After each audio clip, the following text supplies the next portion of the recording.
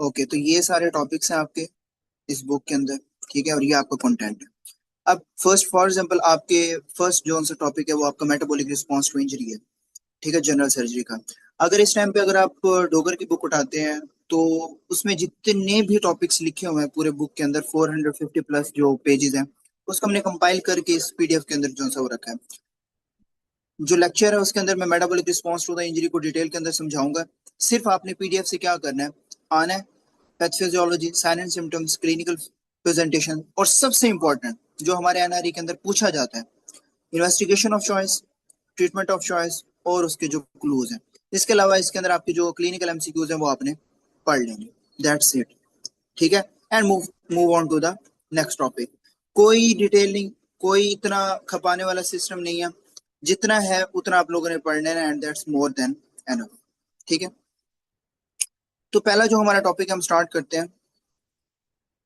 जो पहला पहला बच्चों हमारा टॉपिक है वो है metabolic response to the injury.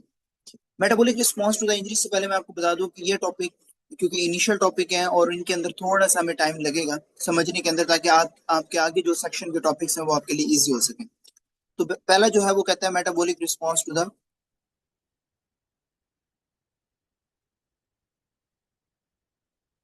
And इसके अलावा आपको जो जनरल सर्जरी की एमसीक्यूज बुक है वो भी आपको प्रोवाइड कर दी जाएगी। ये जितने भी सेक्शंस हैं इनकी ऑलमोस्ट 350 प्लस एमसीक्यूज बुक आपको दे देंगे, और उससे आप जो है वो अपनी प्रेप कर सकते हैं। वो आपको इंशाल्लाह 2-3 दिन के अंदर मिल जाएगी। अच्छा जी, metabolic response to the injury का क्या मुराद होता है कि जब भी आपको आपकी बॉडी के अंदर हार्मोनल हार्मोनल इन्फ्लामेटरी या फिर आपको मेटाबॉलिक,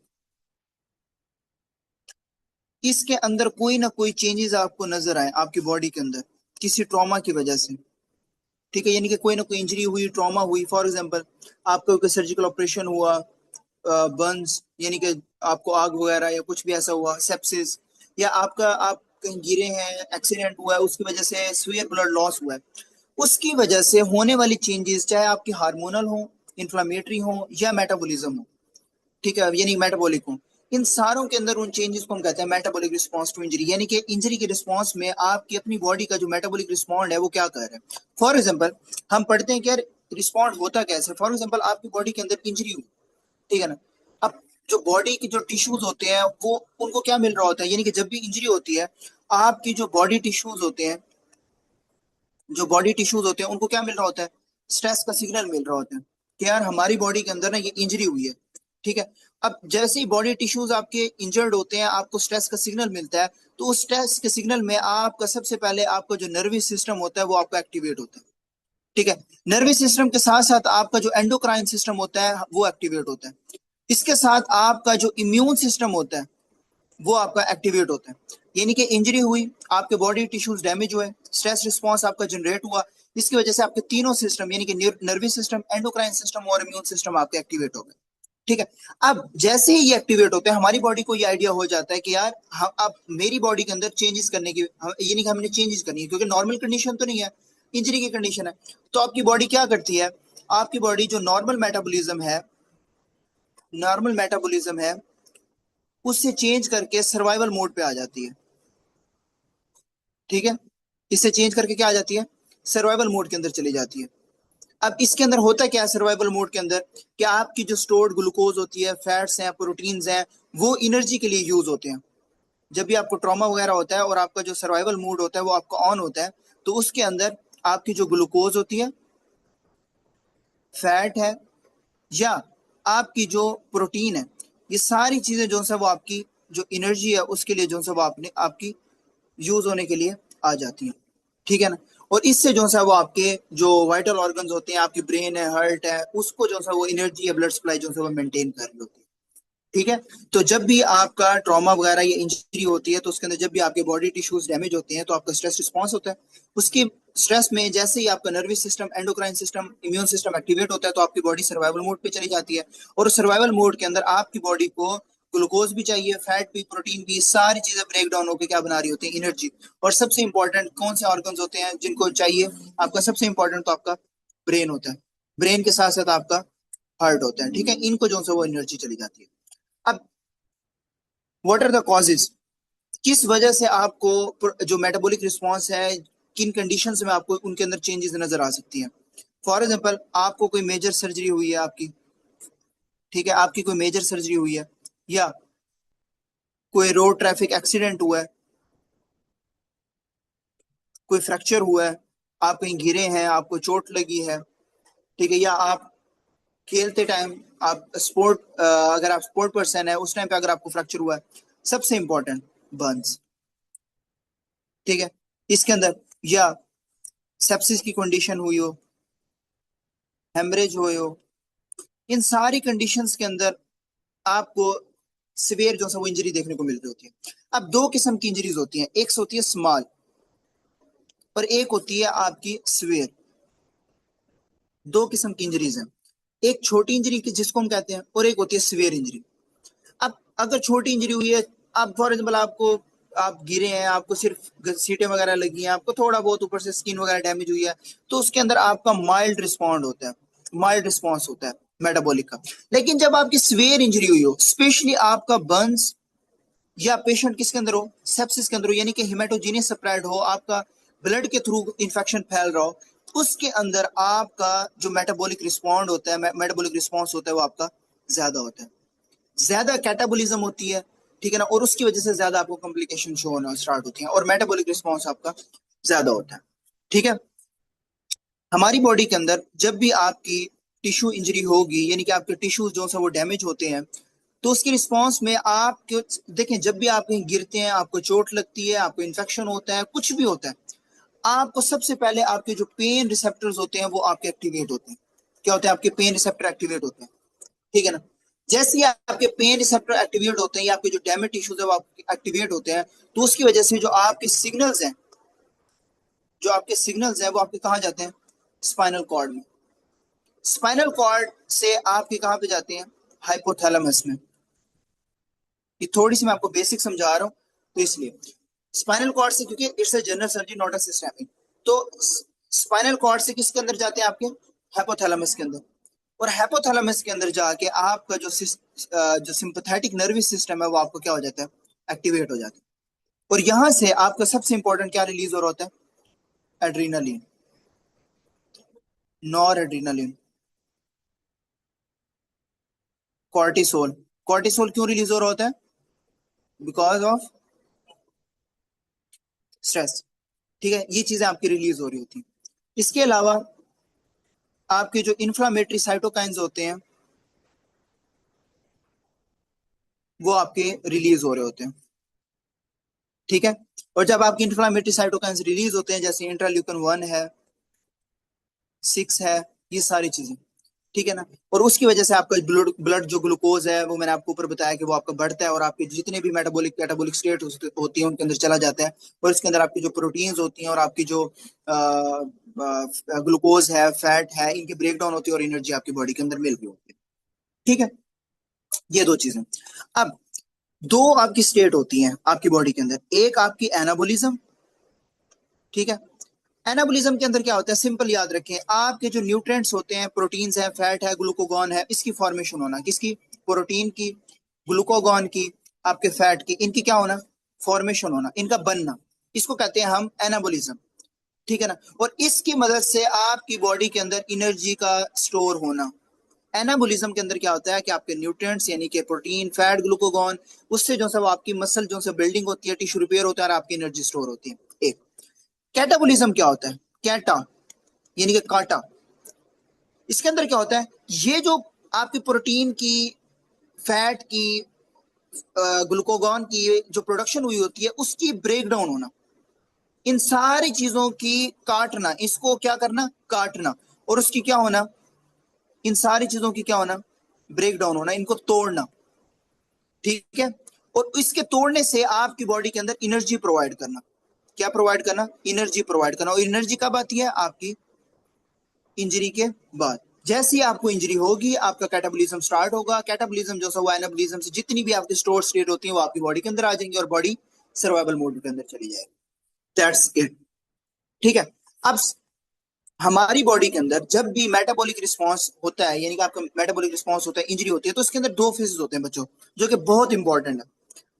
एक होता है एफ फेज हमारे जनरल सर्जरी के अंदर हर साल इससे रिलेटेड एफ फेस और फ्लो फेस और रिकवरी फेस से एक ना एक क्वेश्चन आपका जनरल सर्जरी के अंदर लाजमी पूछा जाता है कि आपको कोई फ्रैक्चर हुआ है तो वो कौन से स्टेट है, उसका ड्यूरेशन वगैरह क्या है, पूछ सकते हैं। फ्लो फेस पूछ सकते हैं। तो पहले पहले होता है आपका एफ फेस, ठीक है।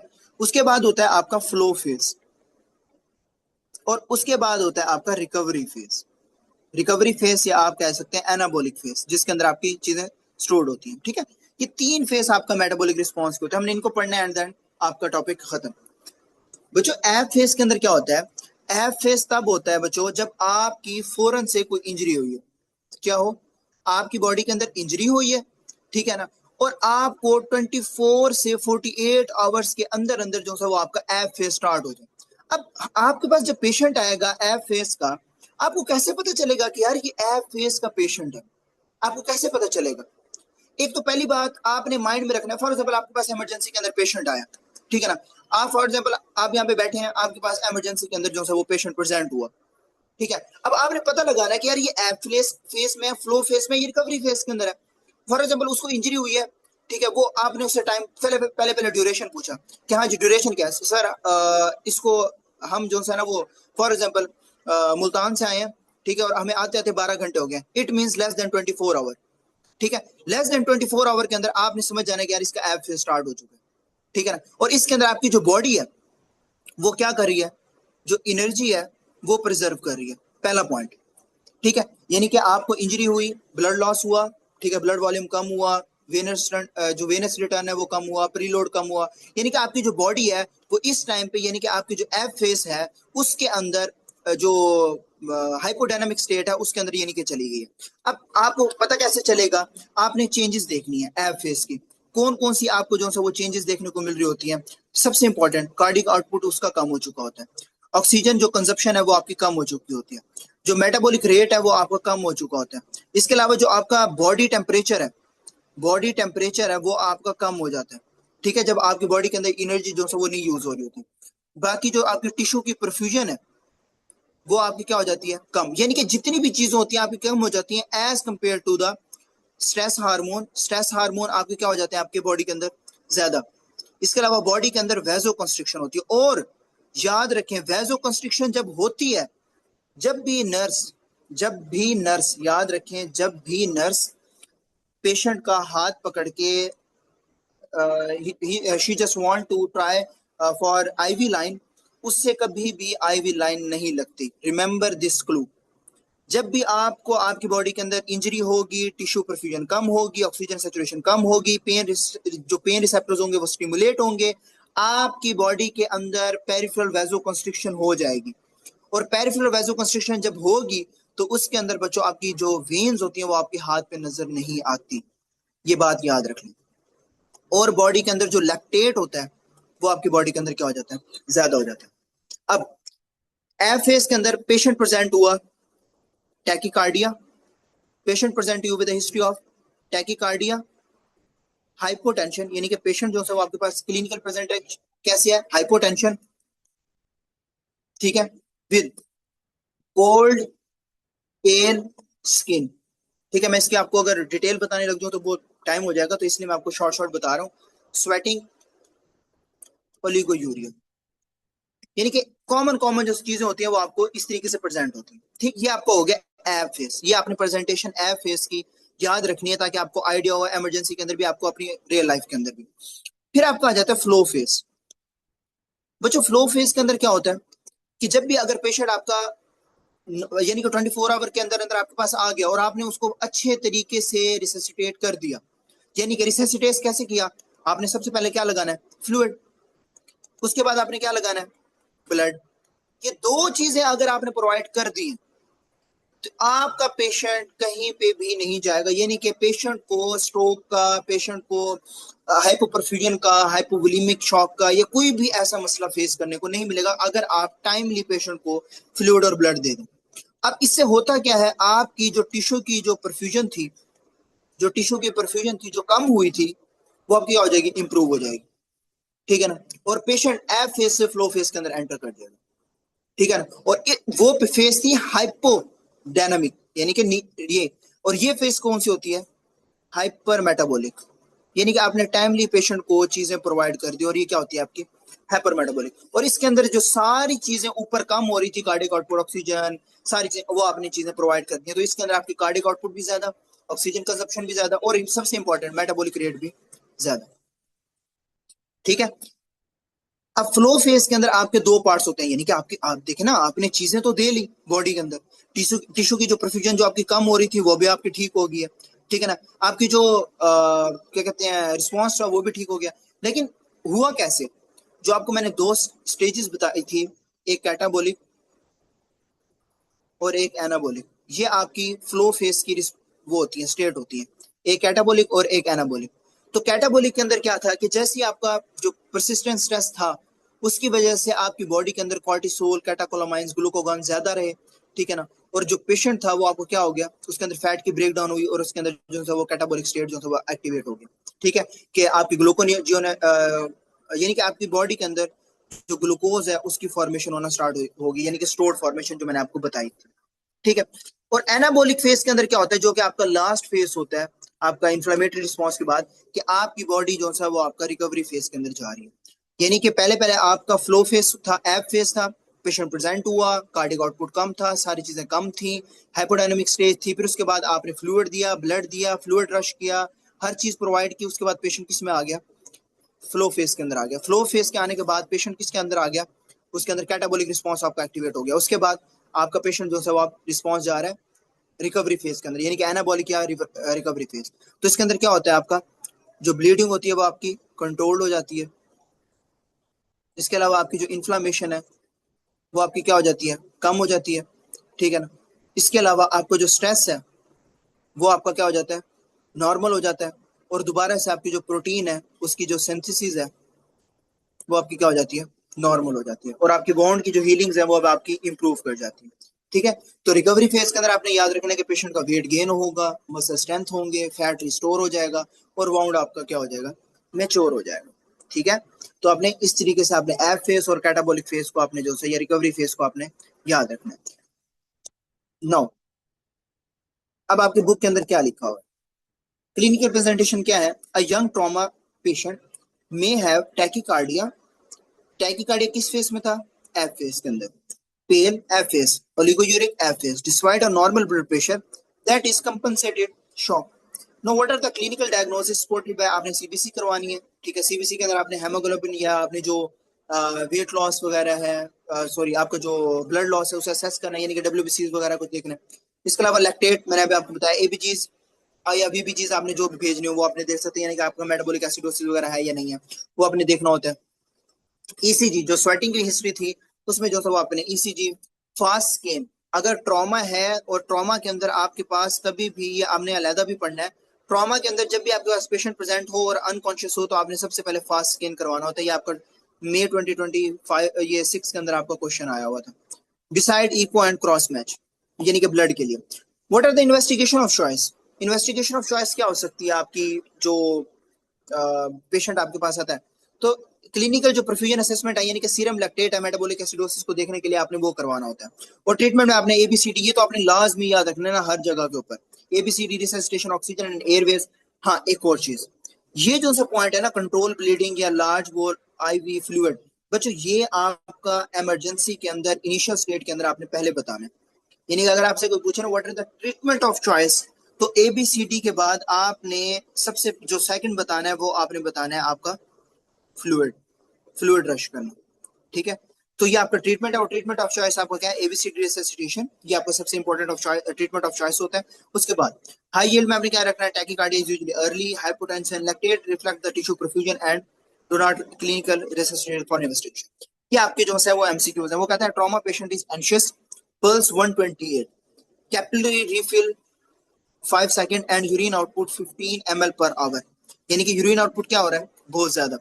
BP is 108 mmHg, what is the interpretation, यानी कि क्या हो रहा है, आपको मैंने अभी ऊपर बताया कि it is a compensated shock, जिसके अंदर जो नॉर्मल ब्लड प्रेशर वो आप जो है वो आपने देखने को मिल रहा है, लेकिन आपको टैकीकार्डिया वगैरह देखने को मिल रहा है। A post-operative patient is confused and cold with lactate 5.4 ये आपने वैल्यू याद रखनी है। What does this lactate mean कि आपकी जो टिश्यू को हाइपरफ्यूजन हो रही है और एनाबॉलिक जो रिस्पांस है या मेटाबॉलिज्म है वो आपकी बॉडी के अंदर हो रहा है, यानी कि आपका जो लैक्टेट है, सीरम लैक्टेट है, वो आपका जो है बॉडी के अंदर ज्यादा हो रहा है। So this is the metabolic response to the injury. आपने सिर्फ जो डिटेल मैंने आपको समझाई है वो, हाय हाय यार ये मैंने आपको पीछे से डबलिंग हो गया। अच्छा खैर, ये आपका था एफएस का एमसीक्यूज। और ये कि आपको ट्रॉमेटिक पेशेंट है, हाइपोथर्मिया है, क्योंकि आपका एक ही सेम टॉपिक्स हैं अगर आपने मेटाबॉलिक रिस्पांस पढ़ा हुआ है। हाइपोटेंसिव है, ऑक्सीजन कंजप्शन कम है during the first hour after injury, तो विच फेज? F phase. और सेकंड फेज कौन सा होता है आपका? Flow phase. थर्ड फेज कौन सा होता है आपका?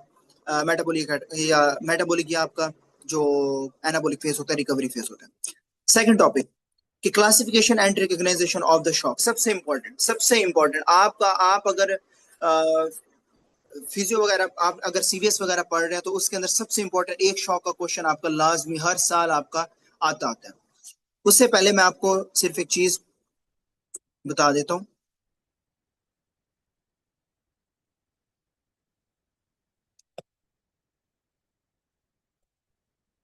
क्योंकि इससे एक क्वेश्चन लाजमी पूछा जाता है, तो इसलिए मैं आपको ये जल्दी जल्दी बता दूं ताकि आपको क्लिनिकल एमसीक्यूज के अंदर कोई इशू ना हो। टाइम क्या होता है आपका? जैसी इंजरी हुई उसके फौरन बाद, ठीक है ना, इंस्टेंटली आपको एफ फेस आपका स्टार्ट हो जाता है, ठीक है ना। और फ्लो फेस आपका कब होता है? जब आप पेशेंट को रेसिसिटेट कर देते हैं, रेसिसिटेशन के बाद, ठीक है। ये आपका टाइम हो गया। मेटाबॉलिज्म का जो इफेक्ट होता है वो आपकी बॉडी के अंदर क्या होता है? ये आपका क्या होता है? हाइपोमेटाबॉलिक। मैंने आपको आपको बताया था हाइपोमेटाबॉलिक, क्योंकि ये तो स्टेट आपकी ऐसी होती है कि इन्फेक्शन आपको हो रहा है, और ये जब रिसेसिटेट कर देते हैं, फ्लूइड वगैरह दे देते हैं, तो फिर इसे हम क्या कहते हैं? Hyper metabolic. इसके अलावा जो कार्डिक आउटपुट है इसके अंदर आपकी कम होती है और इसके अंदर आपकी नॉर्मलाइज हो जाती है, क्योंकि आप फ्लूइड और जो ब्लड है वो आप दे देते हैं। इसके अंदर जो बॉडी का टेम्परेचर होता है वो आपको क्या होता है? इसके अंदर कम हो जाता है, इसके अंदर क्योंकि आप नॉर्मल कर देते हैं पेशेंट को, तो आपका क्या हो जाता है? ज्यादा हो जाता है। हाँ, इसके अंदर जो मेन प्रॉब्लम है वो आपको क्या देखने को मिल रही होती है? इसके अंदर आपको क्या होती है? शॉक या परफ्यूजन। और इसके अंदर आपकी क्या होती है? कैटाबोलिज्म या हाइपर मेटाबोलिज्म। ये मैंने ऊपर लिख दिया, ठीक है। बस इसके अंदर आपने सिर्फ ये चीजें याद रखनी है कि आपकी एफ फेस क्या होता है और आपका फ्लो फेस क्या होता है। अच्छा जी, नेक्स्ट टॉपिक आपका क्या है? नेक्स्ट टॉपिक बच्चों आपका है शॉक। शॉक और उसकी जो है वो आपकी जो क्लासिफिकेशन क्या है? शॉक और उसकी क्लासिफिकेशन बहुत इंपॉर्टेंट टॉपिक है।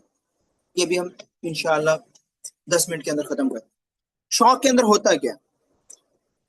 इस टॉपिक के, अच्छा पिछले टॉपिक की आपको समझ आई है? कोई ऐसा पॉइंट जो एफ फेस, फ्लो फेस या metabolic response to the injury के अंदर आपको ना समझ में आया हो? कोई ऐसा पॉइंट जो पिछले टॉपिक के अंदर आपको समझ ना आया हो?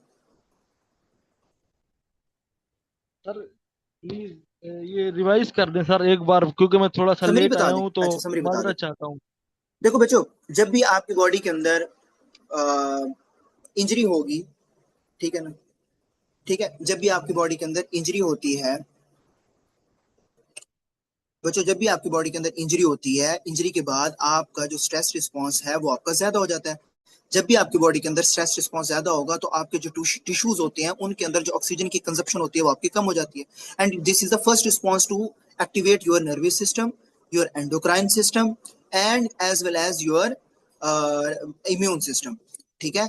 जब भी आपकी ये तीन चीजें एक्टिवेट होती हैं बच्चों, उसके रिस्पॉन्स में आपकी बॉडी को पता चल जाता है कि यार अब मेरी बॉडी के अंदर नॉर्मल मैकेनिज्म नहीं है, अब मेरी बॉडी को यानी कि इंजरी हो चुकी है, तो अब मैंने स्टेट को चेंज करना है। तो आपकी बॉडी जो है वो नॉर्मल मैकेनिज्म से आपको जो सिंपैथेटिक नर्वस सिस्टम होता है, यानी कि through the spinal cord to the hypothalamus, आपको जो सिंपैथेटिक नर्वस सिस्टम होता है वो एक्टिवेट हो जाता है। जब सिंपैथेटिक नर्वस सिस्टम एक्टिवेट होता है तो आपको जो स्ट्रेस रिस्पॉन्स होता है, यानी कि कॉर्टिसोल्स वगैरह होते हैं, ये आपके ज्यादा हो जाते हैं। जैसे ही आपकी बॉडी के अंदर हार्मोनल रिस्पॉन्स आपका ज्यादा होता है तो आपकी बॉडी के अंदर दो फेज स्टार्ट हो जाते हैं। एक आपको होता है एब फेज, जो मैंने अभी आपको पढ़ाया। एब फेज जो आपका इंस्टेंट होता है, यानी कि आपके पास इमरजेंसी पेशेंट 24 टू 48 आवर के अंदर प्रेजेंट हुआ और आपको पता चल गया पेशेंट को टैकीकार्डिया भी हो रहा है, कार्डियक आउटपुट भी कम हो रहा है, पेशेंट के अंदर जो हाइपोमेटाबॉलिक स्टेट भी हो रही है, यानी कि सारी चीजें आपकी बॉडी के अंदर कम हो रही है। आपने पेशेंट को फौरन से देखा, टैकीकार्डिया देखा, ईसीजी वगैरह करवाई, स्वेटिंग वगैरह देखी, आपने फौरन से पेशेंट को फ्लूइड रश करवा दिया, फ्लूइड और ब्लड।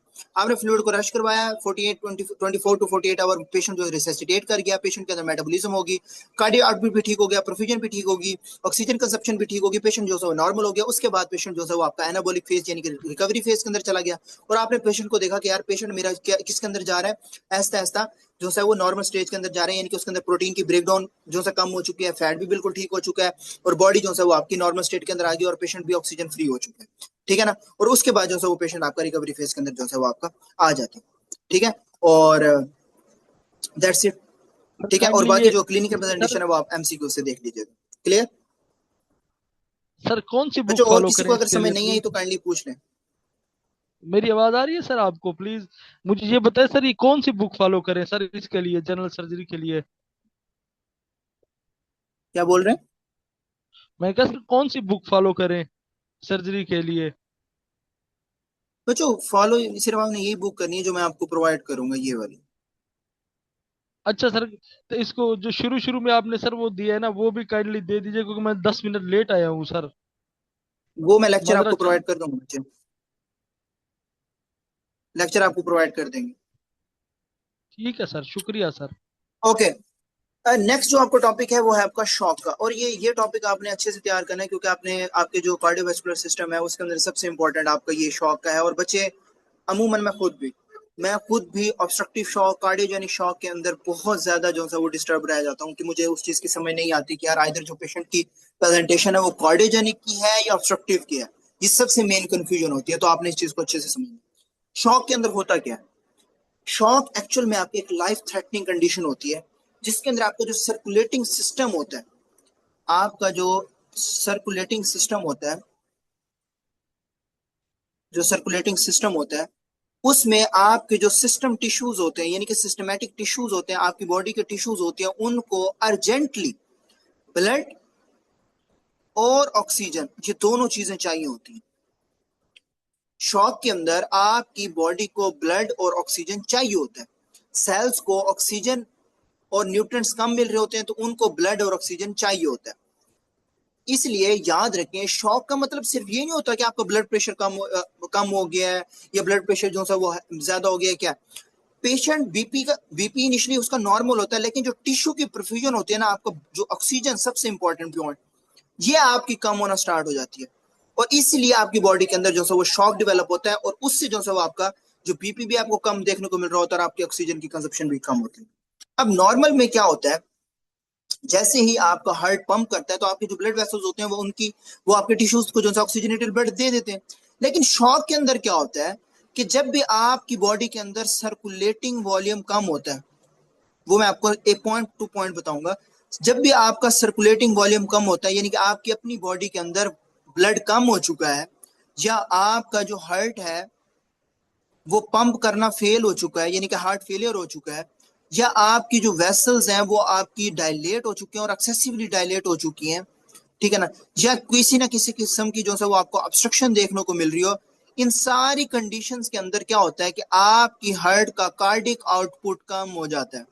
कार्डिक आउटपुट का क्या मतलब होता है कि आपकी बॉडी को जो हार्ट, आपका दिल ब्लड दे रहा होता है, खून दे रहा होता है, वो आपका कम हो जाना, उसको हम कहते हैं कार्डिक आउटपुट।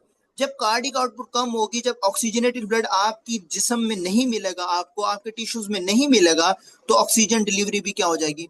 कम हो जाएगी। जब ऑक्सीजन डिलीवरी आपकी बॉडी के अंदर कम होगी, तो आपके जो सेल्स होते हैं वो आपके, अभी पीछे पढ़ा के आया हूं कि आपके एनाबॉलिक जो मेटाबॉलिज्म है उसकी तरफ क्या होना स्टार्ट हो जाते हैं? शिफ्ट होना स्टार्ट हो जाते हैं।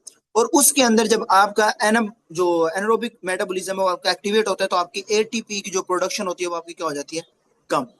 एटीपी की प्रोडक्शन कम, उसके अंदर आपका सबसे इंपॉर्टेंट, मैंने इन्वेस्टिगेशन ऑफ चॉइस पीछे पढ़ाया, लैक्टेट, आपका लैक्टेट प्रोड्यूस होना स्टार्ट हो जाता है। आपको अच्छे से पता है कि आपकी बॉडी के अंदर लैक्टेट तब प्रोड्यूस होता है जब आपकी अपनी बॉडी के अंदर एनर्जी सोर्स ना हो, यानी कि लैक्टिक एसिड। जब लैक्टेट प्रोड्यूस होगा तो उस कंडीशन को हम क्या कहेंगे? मेटाबॉलिक एसिड इसके अंदर क्या हो रहा है? डेवलप हो रहा है। जब मेटाबॉलिक एसिड डेवलप होता है तो इसके रिस्पॉन्स में आपकी जो सेल मेम्ब्रेन्स होती हैं वो आपकी क्या हो जाती हैं? फेल हो जाती हैं पंप करने के लिए। जैसे ही सेल मेम्ब्रेन आपकी फेल होती है, उस रिस्पॉन्स में मुझे बताएं, आपका जो सोडियम होता है या आपका जो वाटर होता है वो आपका सेल के अंदर क्या कर जाता है? एंटर। जैसे ही सेल के अंदर एंटर करता है तो आपका सेल क्या हो जाता है? स्वेल, यानी कि आपकी सेल की क्या हो जाती है? स्वेलिंग। अब ये आपको पॉइंट तब आएगा जब अगर आपने जो रीनल सिस्टम आपने डिटेल में पढ़ा, और यहाँ पे जो बच्चे हैं जारा की तरह मारूफ है। ठीक है, अगर आपने इंट्रासेलुलर फ्लूइड और एक्स्ट्रा सेलुलर फ्लूइड अच्छे से पढ़ा है रीनल सिस्टम में, तो अब आपको पता चलेगा कि सेल स्वेल क्यों होता है। ठीक है, जैसे ही सेल स्वेलिंग होगी तो उसकी वजह से आपकी जो है वो सेल डेथ होना स्टार्ट हो जाएगी और ऑर्गन डिसफंक्शन होना स्टार्ट हो जाएगा। ठीक है, अब ऑक्सीजन की डिलीवरी इसके अंदर क्या हो जाती है आपकी, कम हो जाती है। ठीक है, यानी कि कार्डिक आउटपुट आपका क्या हो जाता है, कम हो जाता है। तो सारा प्रोसेस आपने याद रखना है कि कार्डिक आउटपुट कम, ऑक्सीजन की जो कंजप्शन है वो कम, एटीपी कम, लैक्टेट ज्यादा। क्यों, आपकी बॉडी को सोर्स ऑफ एनर्जी तो चाहिए।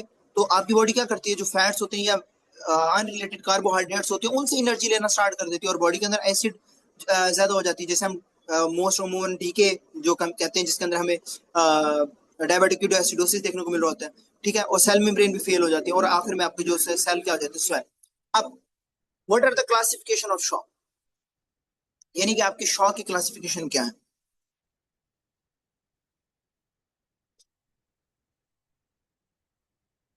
सबसे पहले आपका क्या होता है, हाइपोवोलिमिक शॉक, हाइपोवोलिमिक शॉक।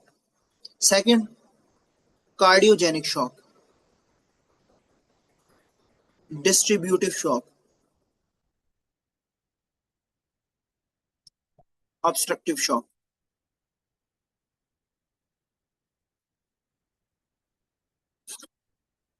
कोई बता सकता है कि डिस्ट्रीब्यूटिव शॉक के अंदर कौन से शॉक आ जाते हैं, कोई बच्चा बता सकता है डिस्ट्रीब्यूटिव शॉक के अंदर कौन से शॉक आते हैं।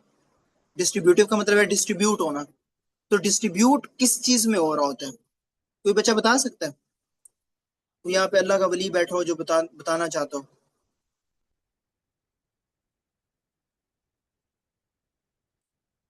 हाँ भाई, मारूफ, काशिफ, उसामा, इशफाक, इशफाक भी है भाई क्लास में।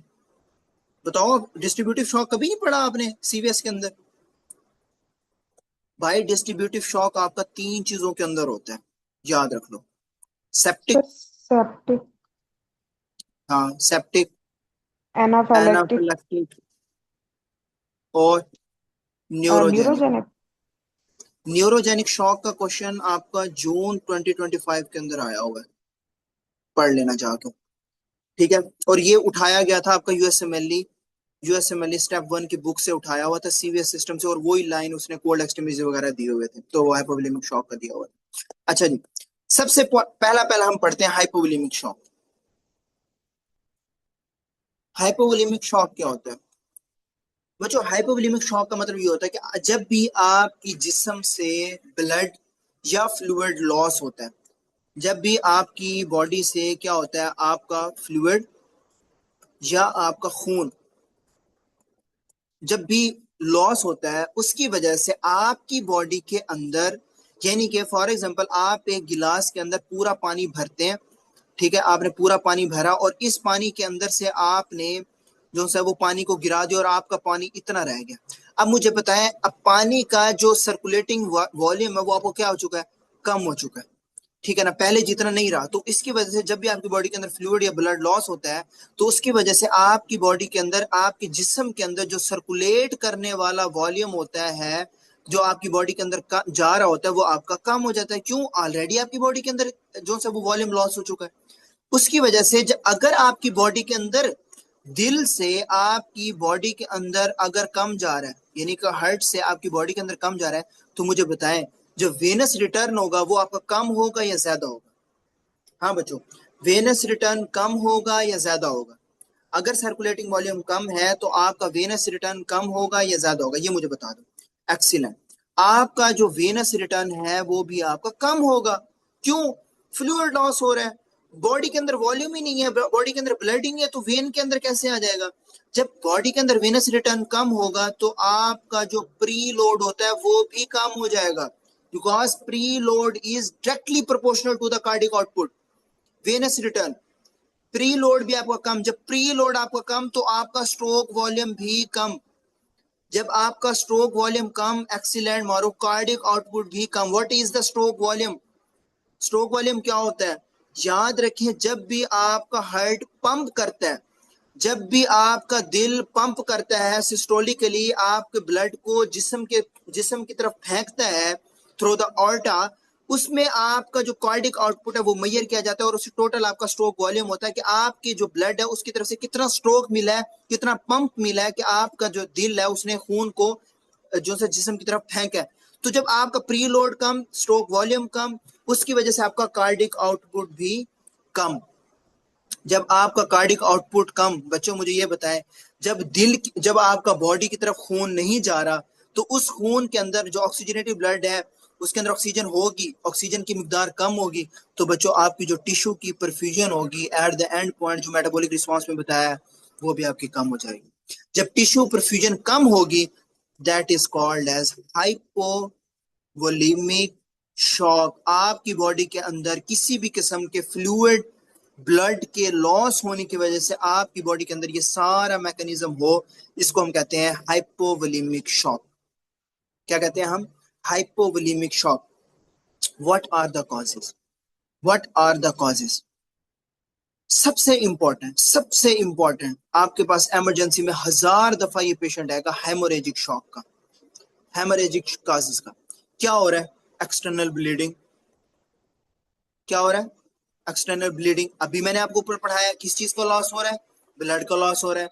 जब बाहर से खून निकल रहा है आपका, आपको चोट लगी है, आपका सर फटा है, आपका फॉर एग्जांपल कोई टांग टूट गई है, आपको मसल रप्चर हो चुका है, आपका ब्लड बाहर जा रहा है, तो आपको ब्लड वॉल्यूम लॉस हो रहा है। Internal bleeding, internal bleeding, internal bleeding कैसे? फॉर एग्जांपल आपको कोई शार्प चीज यानी कि कोई छुरा लगा है, आपको कोई नाइफ वगैरह लगा है, आपको बुलेट शॉट लग गया है, ये आपको कोई ट्रॉमा ऐसा हुआ है, आप किसी गाड़ी के अंदर जाके लगे हैं, नौज़बिल्ला, आप किसी ऐसी चीज में लगे हैं कि आपकी एक्सटर्नल सरफेस आपकी जो है वो प्रेस होगी और अंदर आपकी इंटरनल ब्लीडिंग स्टार्ट हो गई है, उसको हम कहते हैं हेमोरेजिक। कोई ट्रॉमा वगैरह हुआ हो, ठीक है, जीआई ब्लीडिंग होनी स्टार्ट हो, जीआई ब्लीडिंग वगैरह हो रही हो, ठीक है, एक्सीलेंट, बर्न हो, क्या कहते हैं, ये मैं पूछने वाला था कि जीआई ब्लीडिंग के अंदर कौन सा होता है पेप्टिक अल्सर के अंदर, तो इसके अंदर आपको हेमरेजिक कॉजेज देखने को मिल रही हो। नॉन हेमरेजिक कॉजेज के अंदर क्या आता है? नॉन हेमरेजिक कॉजेज के अंदर क्या आता है? एक तो होगी ना हेमरेजिक कॉजेज, क्या आपका ब्लड लॉस हो रहा है। नॉन हेमरेजिक कॉजेज के अंदर क्या आ रहा है? Severe vomit. अब सवेयर वॉमिट किससे रिलेट कर रहा है? आपका फ्लूइड के साथ। ब्लड का आपने पढ़ लिया, अब आ गया फ्लूइड। भाई जब आपको वॉमिटिंग होती है, ठीक है, तो उसके अंदर क्या होता है? आपके मैदे के अंदर जितना भी फ्लूइड होता है वो बाहर की तरफ चला जाता है, जिसे हम क्या कहते हैं? हाइपोक्लोरीमिया, यानी कि आपकी बॉडी के अंदर क्लोराइड का लेवल कम हो जाना, सोडियम का लेवल कम हो जाना। For example diarrhoea, for example sweating, excessive sweating होना, फॉर एग्जाम्पल डिहाइड्रेशन। इन सारी चीजों के अंदर आपको क्या देखने को मिल रहा है? Non haemorrhagic shock. ठीक है, अब सबसे important point, what is the clinical pattern? जो बच्चे जहां पे कंफ्यूज होते हैं कि पैटर्न क्या होगा, बच्चों जब भी आपकी बॉडी के अंदर वॉल्यूम लॉस हो रहा है, मैं आपको एक चीज की गारंटी दे देता हूं कि इस टॉपिक के बाद आप जहां से भी ये शॉक्स पढ़ेंगे, आई विल बेट यू कि आपको परेशानी नहीं होगी। जब भी वॉल्यूम लॉस होता है उसकी वजह से आपकी जो पेरिफेरल वैजो कंस्ट्रिक्शन है वो आपको देखने को, अभी मैंने आपको बताया, वैजो कंस्ट्रिक्शन आपको देखने को मिलेगी। जब भी पेरिफेरल वैजो कंस्ट्रिक्शन होती है तो जो जिस्म, आपकी जो स्किन होती है, जो स्किन होती है वो आपकी क्या हो जाती है? कोल्ड हो जाती है। अच्छा मुझे एक बात बताएं, जब पेशेंट की डेथ होती है उस टाइम पे जो बॉडी की जो टेम्परेचर होता है वो आपका कोल्ड होता है या हॉट होता है? कोई बच्चा बता सकता है? जब भी आपकी बॉडी यानी कि अगर आप कोल्ड होता है, ठंडा होता है, एक्सीलेंट, ठंडा होता है, आपकी जितनी भी ऑर्गन की परफ्यूजन होती है वो लॉस हो चुकी होती है, वैजो कंस्ट्रिक्ट हो चुका है होता है, वेनस सिस्टम, ये सारी चीजें खत्म हो चुकी होती है और जिस्म कोल्ड हो जाता है। और अगर स्किन अगर कोल्ड होती है तो उसके साथ साथ क्या होता है? आपकी स्किन क्या हो जाती है बच्चों? पेल हो जाती है। स्किन क्या हो जाती है आपकी? पेल हो जाती है। Very important. अच्छा बच्चों, इसके अलावा आपकी जो पल्स होती है वो आपकी क्या हो जाती है? पहले क्या होती है? फास्ट, उसके बाद slowly slowly weak, and at the end आपका जो वेनस प्रेशर है वो अभी आपका क्या हो जाता है? कम हो जाता है। जब आपका कम होगा उसकी वजह से आपका जो यूरिन आउटपुट है वो भी आपका कम। क्यों? बॉडी के अंदर कोई ब्लड नहीं, कोई फ्लूइड नहीं, स्किन कोल्ड हो चुकी है, ठंडी हो चुकी है, पल्स आपकी वीक हो चुकी है, वेनस प्रेशर आपका कम हो चुका है, यूरिन आउटपुट आपका कम हो चुका है, और आपको एट द एंड क्या देखने को मिल रहा होता है? हाइपोटेंशन या हाइपोवोलेमिक शॉक। मैं आपको लास्ट में जाके इसकी प्रेजेंटेशंस भी बता दूंगा, परेशान नहीं होना। यहां तक मुझे बता दें कि हाइपोवोलेमिक शॉक की अगर किसी बच्चे को समझ नहीं आई तो नेक्स्ट फिर स्टार्ट करते हैं कार्डियोजेनिक शॉक। बच्चों यहां तक आपको हाइपोवोलेमिक शॉक की समझ आ गई है?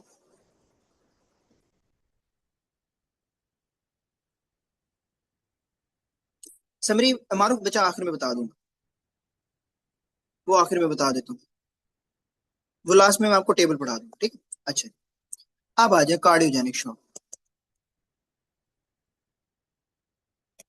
कार्डियोजेनिक शॉक क्या होता है भाई?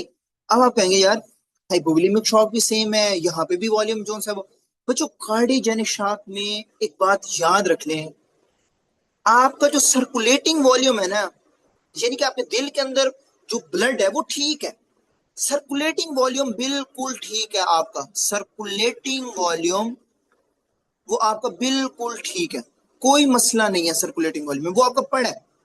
लेकिन सर्कुलेटिंग वॉल्यूम को आगे पंप भी तो करना है ना, जिस्म में भी तो भेजना है ना आपने। यार दिल के अंदर पड़ा है, पूरा आपका ब्लड यहाँ पे पड़ा है, ये मसला नहीं है, ब्लड का मसला नहीं है, वॉल्यूम का मसला नहीं है, पड़ा है। लेकिन मसला ये है कि दिल से बॉडी की तरफ भी तो जाना चाहिए। तो यहाँ पे मसला किस चीज का आ रहा होता है? हार्ट का। और हार्ट का मसला क्या हो रहा होता है? उसके पंप का। भाई हार्ट ही पंप नहीं कर रहा होता, हार्ट फेलियर हो चुका होता है, हार्ट सही तरीके से पंप नहीं कर रहा होता है। जब हार्ट आपका सही तरीके से पंप नहीं करेगा, उसकी वजह से क्या आपकी बॉडी के अंदर जो ब्लड है वो जाएगा? नहीं जाएगा। जब बॉडी के अंदर आपका ब्लड कम जा रहा होगा तो क्या उसकी जो कार्डिक आउटपुट है वो आपकी जो सा वो ठीक होगी, नॉर्मल होगी? नहीं, सिवियरली कम। ठीक है। और ब्लड क्या होता रहता है? जो ब्लड है वो हार्ट के पीछे क्या होता रहता है? इकट्ठा होता रहता है, इकट्ठा होता रहता है, कंजेस्ट होता रहता है। और आपकी जो टिश्यू की परफ्यूजन है वो भी आपकी क्या हो जाएगी? कम। क्यों? ब्लड ही आपकी बॉडी को नहीं मिल रहा, हार्ट पंप ही नहीं कर रहा, हार्ट दे ही नहीं रहा, मतलब वो बॉडी को दे ही नहीं रहा, आपके जिस्म को दे ही नहीं रहा। ठीक है ना? मैंने फॉर एग्जाम्पल आपसे जो है ना वो फीस लेनी है, और फीस लेके मैंने सब्सक्रिप्शन बाय करनी है। भाई जब आप मुझे फीस ही नहीं दे रहे, मैं आगे कैसे सब्सक्रिप्शन बाय करूंगा? समझिए, है ना? ठीक है, वो जरा थोड़ा तरीका बता रहा हूँ। जब हार्ट आपके जिस्म को ब्लड नहीं दे रहा तो वो आगे जो जिस्म है उसकी तरफ खून ही नहीं फेंक रहा, तो आपके टिश्यूज को ऑक्सीजन ही नहीं मिलेगी। जब टिश्यू को ऑक्सीजन नहीं मिलेगी, that is called as cardiogenic shock. Cardiogenic shock. Shock के लफ्ज से एक चीज लाजमी याद रखना, टिश्यू की परफ्यूजन तो हो ही रही है, टिश्यूज ने तो मरना ही है। अब what are the causes? What are the causes? What are the causes? Sir right sided heart problem है या लेफ्ट साइडेड या कंप्लीट ना? ये मेनली आपका लेफ्ट साइडेड है, ये मेनली आप राइट साइडेड का तो मसला ही नहीं आता ना बच्चे। राइट साइडेड ने कौन सा आपके दिल को देना होता है? बात तो सारी होती है लेफ्ट साइडेड की, जब आपकी लेफ्ट वेंट्रिकुलर हाइपरट्रॉफी बेसिकली होती है। भाई देखिए ना, पंप राइट साइड ने थोड़ी ना करना होता है, राइट साइड ने तो भाई सिंपल सा काम होता है, ब्लड। भाई जब बॉडी के अंदर ब्लड ही आप फॉर एग्जाम्पल आपकी लेफ्ट साइड दे ही नहीं रही ब्लड आपकी बॉडी को, जब बॉडी की तरफ नहीं जा रहा है तो आपका जो वेनस रिटर्न है वो भी जीरो, वेनस रिटर्न जीरो है तो राइट साइड के ऊपर जो ब्लड आ रहा है वो भी आपका कम आ रहा है। तो राइट साइड का कोई इसमें नहीं होता, लेफ्ट साइड का होता है। हमेशा याद रखें, जब भी आपको left sided hypertrophy, left sided ventricular failure, left sided कोई भी चीज आपको कंडीशन मिलेगी, जो से आपके मसल्स रैप्चर आपको देखने को मिलेंगे, इसका मतलब है आपकी बॉडी के अंदर कार्डियोजेनिक शॉक आपको देखने को मिलेगा। क्लियर इशफाक? बच्चों राइट साइड का कोई नहीं, right sided just for Venus return, that's it. Left sided is responsible for the cardiac output and everything. ठीक है। Causes MI, myocardial infarction. जब भी मायोकार्डियल इंफार्क्शन का आपके पास पेशेंट प्रेजेंट करता है तो याद रखें, मायोकार्डियल इंफार्क्शन के अंदर पेशेंट दिल को ऐसे पकड़ रहा होता है। यकीन करें, मैंने इमरजेंसी के अंदर एक पेशेंट देखा था, मैं झूठ नहीं बोलूंगा, एमआई का प्रॉपर एमआई का एक पेशेंट देखा है मैंने अपनी पूरी हाउस जॉब के अंदर। ठीक है। और वो यकीन करें इतने पेन में था, he is about 60 years old और मुझे अभी भी याद है वो सेकंड नंबर बेड के ऊपर था इमरजेंसी के अंदर। इतने पेन में था कि हमने जब तक एस्पायरिन मंगवाई है, ठीक है ना, कि हम मंगवाते हैं ये डिस्प्रिन वगैरह, वो पेशेंट क्योंकि हमने च्यू करवानी होती है उसको 300 एस्पायरिन, वो इन 5 मिनट्स वो पेशेंट क्या होती है, पेशेंट क्या हो जाता, पेशेंट क्या था इन द एंड एमआई जो सा वो आपका डेवलप हो चुका था। और यकीन करो वो proper jaw pen, shoulder pain, chest pain और बैक पेन के साथ था प्रॉपर, उसकी जो हमने हिस्ट्री ली। और विद इन 5 मिनट्स उस पेशेंट की, अल्लाह उनकी मग़फ़िरत फरमाए, उनकी डेथ हो गई। इतना सवेर होता है। और अगर आप कभी भी यहाँ लाहौर कार्डियक सेंटर जाए ना, जो सबसे बड़ा है, आपको हर दूसरा बंदा चबाता हुआ मिलेगा मेडिसिन को, हर दूसरा बंदा, ठीक है। तो सबसे इंपॉर्टेंट एमआई, सेकंड सबसे important severe left ventricular failure, then myocarditis, inflammation हो जाना, देन कार्डियोमायोपैथी। अब इसकी अगर एक एक डिटेल बताऊं तो बहुत लेट हो जाएगी बच्चों, ठीक है।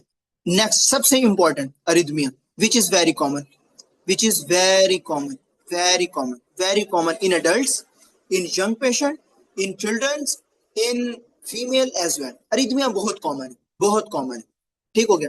ये होगा आपका आपके कॉजेज, ठीक है। अब टिपिकल प्रेजेंटेशन कैसे, क्लिनिकल पैटर्न आपको पता होना चाहिए ना कि भाई अगर इस पेशेंट के अंदर कार्डियोजेनिक शॉक है तो हो क्यों रहा है। अब मुझे बताएं, जब आपका हार्ट पंप, मैंने आपको क्या बताया था भाई, हार्ट पंप का मसला है, जैसे मैंने आपको हाइपोवोलेमिक बताया भाई, फ्लूइड और ब्लड का मसला है, इसलिए हमने हेमरेजिक और नॉन हेमरेजिक शॉक पढ़े। यहाँ पे अगर हार्ट पंप नहीं कर रहा तो कार्डियक आउटपुट क्या हो जाएगी, कम। जब आपकी कार्डियक आउटपुट कम होगी, फिर वही बात, पेरिफेरल वैसोकंस्ट्रिक्शन, पेरिफेरल वैसोकंस्ट्रिक्शन। अब बताएं स्किन क्या होगी, स्किन क्या होगी, cold and, cold and, skin क्या होगी, कोल्ड एंड, अगर आपने पढ़ा है तो। नहीं यार, पेल नहीं होती बच्चों, पेल नहीं होती, नहीं पेल नहीं है, एक और होती है, एक्सीलेंट, एक्सीलेंट, क्लैमी भाई, क्लैमी। भाई बंदा अभी ठीक है, जिंदा है, वो हाइपोटेंसिव उस स्टेज के अंदर नहीं गया, दिल के अंदर ब्लड पड़ा है, थोड़ा बहुत थोड़ा बहुत थोड़ा बहुत हो रहा है, टेंशन ना ले। स्किन क्या है आपकी, कोल्ड एंड क्लैमी। ये जो पॉइंट्स होते हैं ना, ये पॉइंट्स, ये इस वजह से मैं आपको पढ़ा रहा हूँ, ये पॉइंट, इस ये अगर पढ़ाना होता ना, मैं आपको सिर्फ नाम भी बता देता कि यार ये शौक है, पढ़ लेना वहां से जाके। ये रीजन है आपको डिटेल में पढ़ाने की कि बुक के अंदर अगर आप, क्योंकि आप डोगर नहीं पढ़ सकते अभी इतनी डिटेल के अंदर, ठीक है, लेकिन जो चीज पढ़ा सकता हूँ मैं आपको वो डिटेल से मैं आपको पढ़ाऊंगा, चाहे उसके अंदर बच्चे बैठे ना बैठे, उससे देयर कंसर्न। बट ये इंपॉर्टेंट फाइंडिंग है, आपको आप दुआएं देंगे कि जब आपको क्वेश्चन आएगा।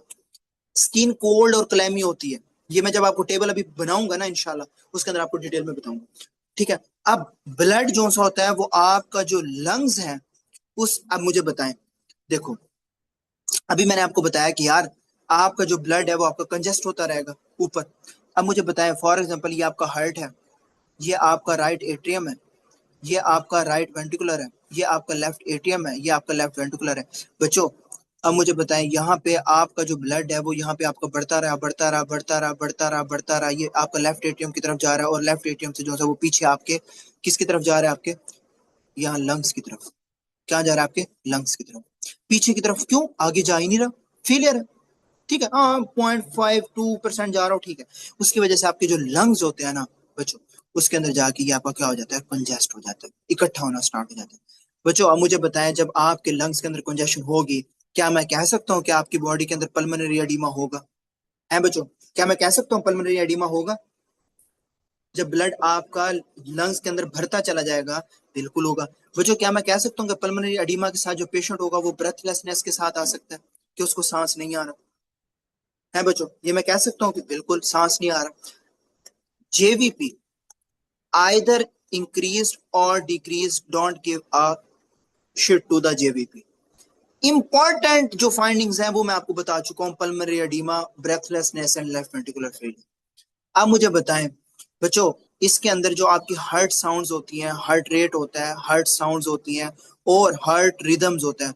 बच्चों मुझे ये बताएं, ये डिस्टर्ब होगा या नहीं होगा? बिल्कुल होगा। ये आपको क्या हो जाएगा बच्चों? एबनॉर्मल हो जाएगा। No, in cardiac shock, how patient present to you with a history of breathlessness, patient present to you with the history of pulmonary edema, patient present to you with the history of fluid buildup, patient present to you with the history of pleural effusion, crackles, ठीक है, heart sound disturb, arrhythmia, ठीक है ना, and loss of rhythm on ECG, cardiac output low, and very important, skin is cold and clammy. Clear? Cardiogenic shock के अंदर से कोई question हो? Next, distributive shock. हाँ बच्चों, क्लियर?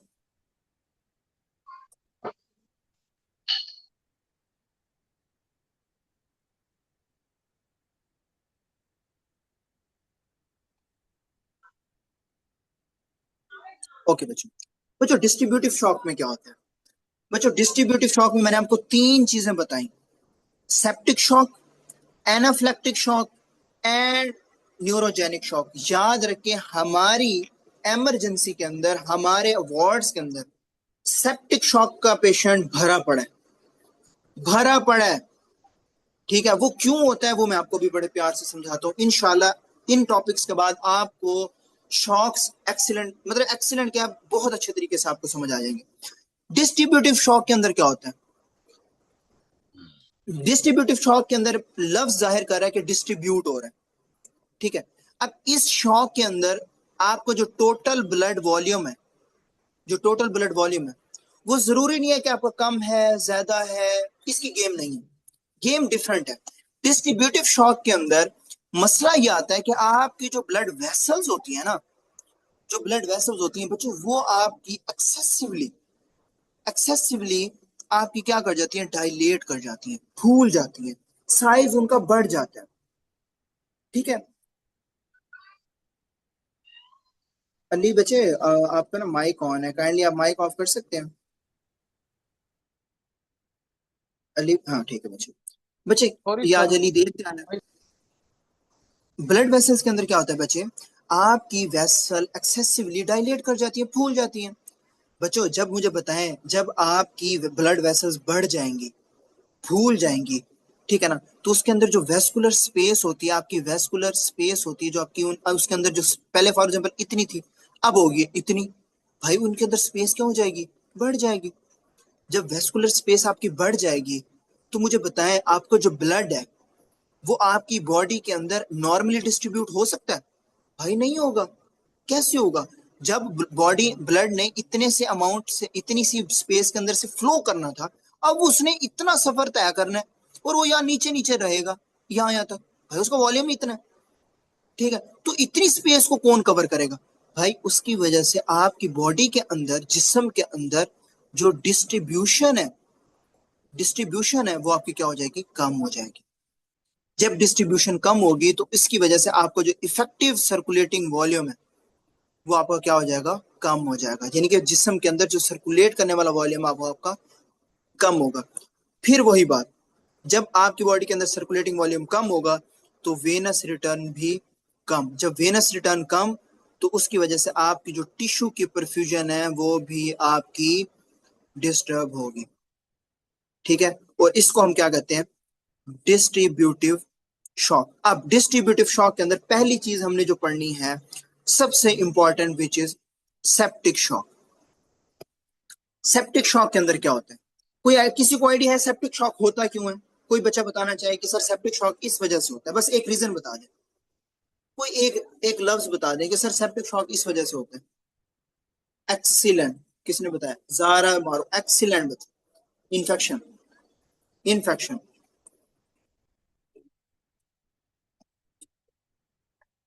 जब भी आपके पास वार्ड के अंदर पेशेंट पड़ा होगा, लॉन्ग टर्म पड़ा होगा, उसके अंदर सेप्टिक शॉक डेवलप होना ही होता है, ठीक है। अब जब भी आपकी बॉडी के अंदर इंफेक्शन होगा, मुझे एक बात बताएं, जब भी आपकी बॉडी के अंदर इंफेक्शन होता है तो आपका इन्फ्लामेटरी रिस्पॉन्स एक्टिवेट होता है या नहीं होता? आपकी बॉडी के अंदर आपका इंफ्लामेटरी रिस्पॉन्स एक्टिवेट होता है। जब इंफ्लामेटरी रिस्पॉन्स एक्टिवेट होता है तो मुझे बताएं साइटोकाइंस आते हैं या नहीं आते? साइटोकाइंस रिलीज होंगे या नहीं होंगे? बिल्कुल रिलीज होंगे। साइटोकाइंस के साथ आपको जो नाइट्रिक ऑक्साइड होता है वो भी आपका क्या हो जाता है, आपका रिलीज हो जाता है। नाइट्रो ऑक्साइड क्या करवा रहा होता है? कोई बच्चा बता सकता है? कोई बच्चा बता सकता है क्या करवा रहा होता है? क्या क्या करवा रहा होता है नाइट्रिक ऑक्साइड? बच्चों जल्दी बताओ। डायलेशन, वैजो डायलेशन करवा रहा होता है। अभी ऊपर पढ़ के आए हैं कि वैजो डायलेशन हो रही है यार डिस्ट्रीब्यूटिव शॉक के अंदर। भाई जब वैजो डायलेशन होगी तो उसकी वजह से क्या होगा, आपकी जो कैपिलरी की परमेबिलिटी है, परमेबिलिटी है वो आपकी क्या हो जाएगी, ज्यादा हो जाएगी। जब वैजोडाइलेशन में कैपिलरी के पास जो परमेबिलिटी है वो ज्यादा होगी तो उसके अंदर जो फ्लूइड है वो आपका वेसल से टिश्यूज तक क्या जाएगा, कम जाएगा, और वो वहां पे क्या होता रहेगा, leak. Because there is a generalized vasodilation. जब वो लीक होगा तो उसकी वजह से आपको जो इफेक्टिव जो सर्कुलेटिंग वॉल्यूम है वो आपको क्या हो जाएगा, कम, और उसकी वजह से आपकी जो टिश्यू की परफ्यूजन है, जो टिश्यू की परफ्यूजन है वो भी आपकी कम। ठीक है, और आपके सेल्स के अंदर ऑक्सीजन है वो आपकी कम होगी and it may leads to the septic shock. ठीक है, अब कोई इंफेक्शन हुआ है, फीवर हुआ है, हाइपोथर्मिया हुआ है, टैकिकार्डिया हो रहा है, टैकिपनिया हो रहा है, स्किन स्किन इसके अंदर क्या होगी, कोल्ड होगी, वार्म होगी। सेप्टिक शॉक के अंदर स्किन आपकी वार्म होगी या कोल्ड होगी? जल्दी बताओ, जल्दी जल्दी। काशिफ अली वार्म, मारूफ रहमान वार्म, ठीक है, ओके, वार्म हो गई, इनिशियली वार्म हो गई। यार मैं ये कहता हूँ कि इनिशियली वार्म होती है, और अगर पेशेंट जो है वो आपका अगर सीवियर सेप्टिक शॉक के अंदर चला जाए तो वो कोल्ड होना स्टार्ट हो जाती है। Is it true? क्या ठीक है ये बात कि स्किन आपकी इनिशियली वार्म हो रहती है लेकिन उसके बाद? एक्सीलेंट भाई, जब आपकी टिश्यू परफ्यूजन कम होती रहेगी, इनिशियली तो वार्म है, इनिशियली तो वार्म है, जो ऑक्सीजन अंदर है बॉडी के, लेकिन जब उसके बाद जो सर्कुलेटिंग वॉल्यूम जितना जितना कम होता रहेगा होता रहेगा होता रहेगा, टिश्यू की प्रोविजन कम होती रहेगी, स्किन इनिशियली वार्म से आपकी कोल्ड होती रहेगी। ये बात याद रख लें, ठीक है। एट द एंड पेशेंट किस में चला जाएगा, confusion. And very important point, reduce urine output. बच्चों एक बात याद रखें, मैं आपको एक सॉलिड टूल बता रहा हूं, आपको एक ऐसे समझ लें कि आपकी जो हाउस जॉब है ना वो अच्छे से गुजर जाएगी। जब भी पेशेंट को आप फ्लूइड दें, बच्चों एक बात प्लीज अपने माइंड में रखें, right now I am working as a medical officer, एक प्राइवेट हॉस्पिटल है उसके अंदर मैं वर्क कर रहा हूँ। हमें याद रखें दोनों चीजों के अंदर, आपके गवर्नमेंट हॉस्पिटल और प्राइवेट में जमीन आसमान का फर्क होता है। आप जब हाउस जॉब करेंगे ना, आपको टके की फिक्र नहीं होगी कि पेशेंट मर रहे हैं, और भाई कौन सा आपको पैसे मिल रहे हैं, ना आपको फिक्र, ना आपके पीजीज को फिक्र, किसी को फिक्र नहीं होती। ये ट्रू है, ट्रू है ना, आपके पास दवाइयां होती हैं हॉस्पिटल के अंदर। लेकिन प्राइवेट के अंदर पेशेंट ने सांस भी अगर ऊपर नीचे लिया ना, आपकी खैर नहीं है, तो उसने उन्होंने पैसा दिया होता है। और उस टाइम जब आप फ्लूइड रश कर रहे हैं ना, तो याद रखें यूरिन आउटपुट आपने देखना ही देखना है। अगर किसी बच्चे ने क्या कहते हैं अपनी वैसे क्लिनिकल एक्सपीरियंस के लिए चाहिए हो ना, तो मैं उसको पिक्चर्स भेज दूंगा। हमारी डेली जो हम रिपोर्टिंग कर रहे होते हैं प्राइवेट हॉस्पिटल के अंदर, क्योंकि हमने डेली रिपोर्टिंग, जैसे हमने, क्योंकि मेरी अभी नाइट ड्यूटी है फ्रॉम 8 टू मॉर्निंग 8, तो उसके अंदर हमने जाके पेशेंट को असेस करने हैं, पेशेंट ओटी से हमने रिसीव करना है, हमने रिसीविंग डालनी है, हर चीज वगैरह हमने खुद करनी होती है, और पूरी रात हमने मैनेज करना होता है पेशेंट को, ठीक है। तो urine output is a major source. क्यों? कोई बच्चा, एक बच्चा बता दे उसको 100 रुपए इनाम है, जैसे ज़ारा और मारूफ के मेरे पास 100 उधार है। एक बच्चा बता दे कि यूरिन आउटपुट हमने क्यों देखना होता है। अगर आप फ्लूइड रश कर रहे हैं और यूरिन आउटपुट देख रहे हैं, तो कोई एक बच्चा रीजन बता दे, किसी बच्चे की सॉलिड रीजन हो गया, I will give him 100 rupees. एक बच्चा बता दे कि हमने यूरिन आउटपुट क्यों देखना होता है, जल्दी बताओ, फिर आगे हमने कंटिन्यू करना है बच्चे। फ्लूइड क्या, फ्लूइड क्या, फ्लूइड नहीं, मैं ये पूछ रहा हूँ, आपने फ्लूइड दे रहे हैं, आपने यूरिन आउटपुट क्यों मेजर करनी है, यूरिन आउटपुट क्यों मेजर करनी है? बहुत आसान है। Kidney get 25% of blood. If kidney works, it means circulating volume is good. Ali, permeability. Ali कहीं तक पहुंच रहा है? किडनी फेल्स तो नहीं है? नहीं, हाँ नहीं यार, ये तो बड़ी आगे की बात कर दी है तारिक आपने। उसामा इज क्लोजली, क्या एक चीज है सिर्फ, लिटरली एक चीज है। अच्छा चलो एक एक क्लू दे रहा हूँ, एक क्लू दे रहा हूँ आप बच्चों के लिए, कि यूरिन आउटपुट हम इसलिए देख रहे होते हैं कि हम जितना फ्लूइड हमने दिया है वो यूरिन नहीं कर पा रहा, ठीक है, तो कहीं ना कहीं फ्लूइड जमा तो नहीं हो रहा।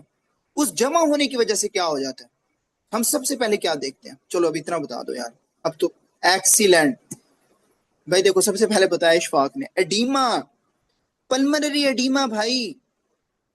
उसामा यूनस एक्सीलेंट भाई, पल्मोनरी एडीमा। आप जब पेशेंट को, ये मैंने यार, ये मारूफ और जारा इसी क्लास में थी और मैंने आपको उस नर्स की एग्जांपल दी थी जो पेशेंट ईआरसीपी के बाद आई थी। उस पेशेंट का यूरिन आउटपुट नहीं था, उसका यूरिन आउटपुट सिर्फ 100 था और उसको fluid post pre op during operation और पोस्ट ऑप भी लग गया था, उसके अंदर यूरिन आउटपुट था ही नहीं। और याद रखें जब भी आपने पेशेंट को लासिक्स देना है 20 mg, भाई सबसे पहले आपने उसको फोली लगानी है और उसके बाद आपने उसका यूरिन आउटपुट देखना। आप यकीन करें उस नर्स को, वो नर्स थी, उनका ईआरसीपी हुआ, मैं उस टाइम पे कॉल पे था और उसका जो यूरिन आउटपुट था वो 100 था, हमें नहीं पता था। हमने अब जब चेक किया स्टेथ लगा के, भाई उसके तो एब्सेंट, बिल्कुल एब्सेंट साउंड, और उसको ऐसे जैसे गुड़ुप गुड़ुप की आवाजें नहीं आ रही होती। Fully develop pulmonary oedema, fully develop, यहाँ यानी कि उसके चेस्ट के अपर रिब तक, ऐसे कह लें उसके एपिक्स तक। फिर उसके बाद हमने जब लेसिक्स दिया, आप यकीन करें विद इन अ 5 मिनट उसका यूरिन बैग 1800 ml, 2 ml का बैग, 2 लीटर का बैग होता है, 1800 ml तक भर गया।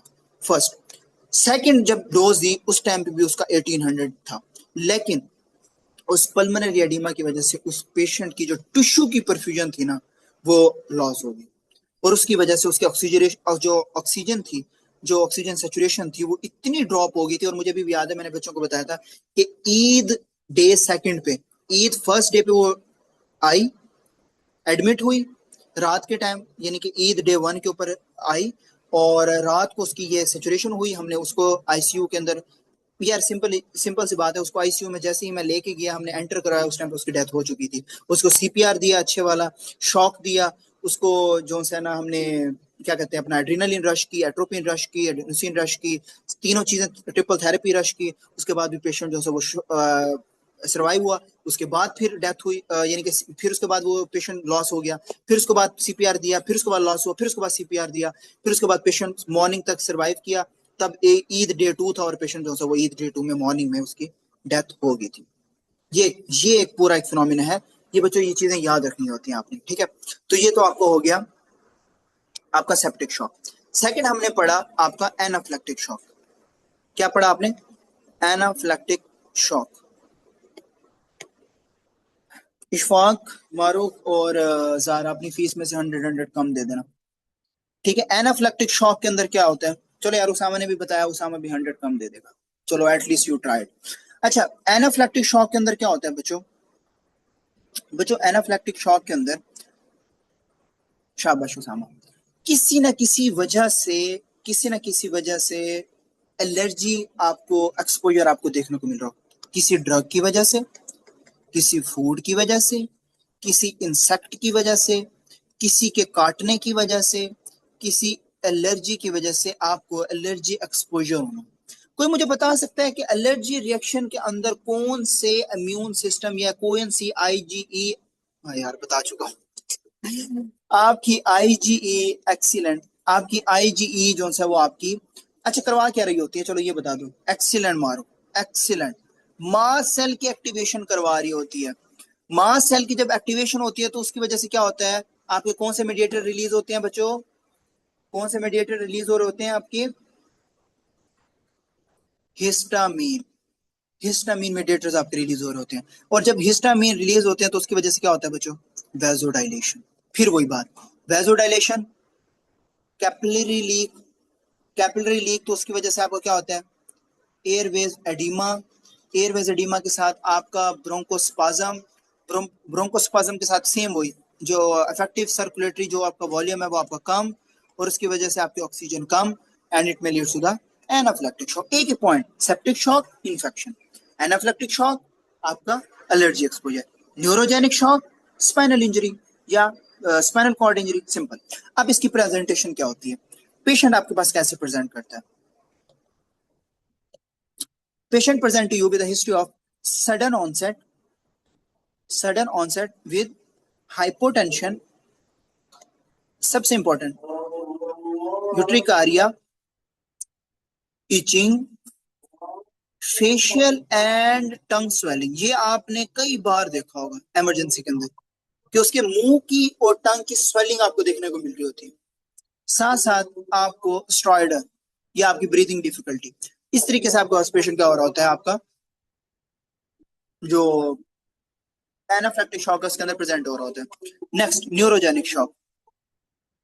न्यूरोजेनिक शॉक के अंदर क्या होता है बच्चों, किसी ना किसी यानी कि आपकी स्पाइनल कॉर्ड की इंजरी हो, ठीक है ना, या कोई ज्यादा इफेक्ट हुआ हो आपकी इंजरी को, उसकी वजह से आपको जो सिंपैथेटिक नर्वस सिस्टम है वो आपका क्या हो जाए, खत्म हो जाए, वो कंट्रोल आपका क्या हो जाए, खत्म हो जाए, जिसकी वजह से अनअपोज्ड पैरासिम्पैथेटिक नर्वस सिस्टम जो है वो आपको क्या हो जाए, अफेक्ट होना स्टार्ट हो जाए। और जब पैरासिम्पैथेटिक अफेक्ट होता है तो वैजो कंस्ट्रिक्शन होती है या वैजो डायलेशन होती है,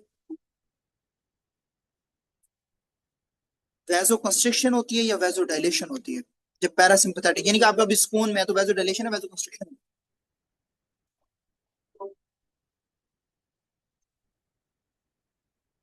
शाबाश उसामा, डायलेशन। डायलेशन जब होगी तो उसकी वजह से क्या होगा, वेनस पुलिंग, इसको कहते हैं वेनस पुलिंग। पुलिंग का मतलब ये होता है कि उसकी डायलेशन होगी तो उसके अंदर वो एरिया कवर नहीं कर पा रहा और आपको जो ब्लड प्रेशर होता है वो आपको क्या हो जाता है, कम हो जाता है, ठीक है।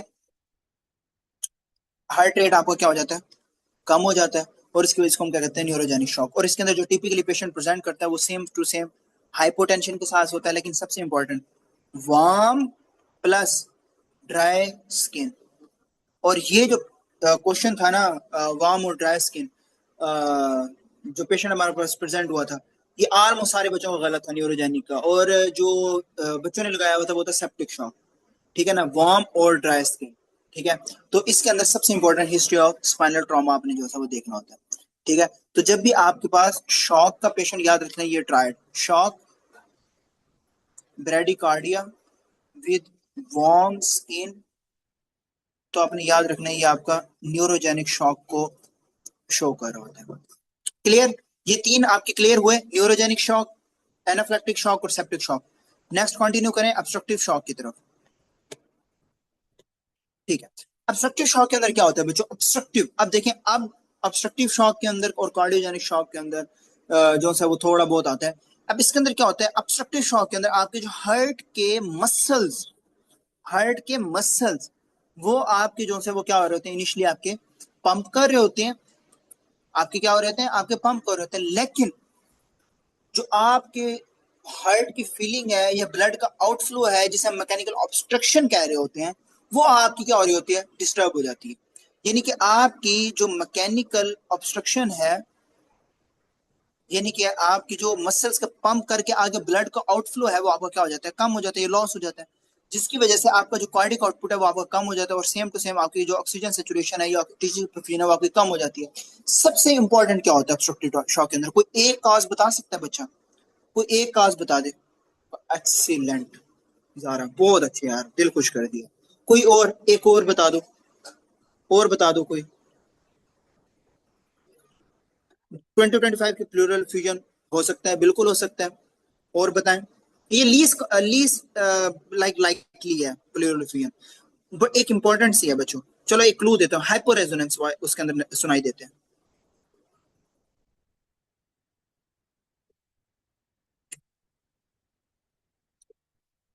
हार्ट फेलियर वो तो हो रहा है बच्चे, वो तो होता है जब मसल पंप नहीं करते, वो तो होता है। पल्मोनरी एम्बोलिज्म किसने बताया, जारा, एक्सीलेंट।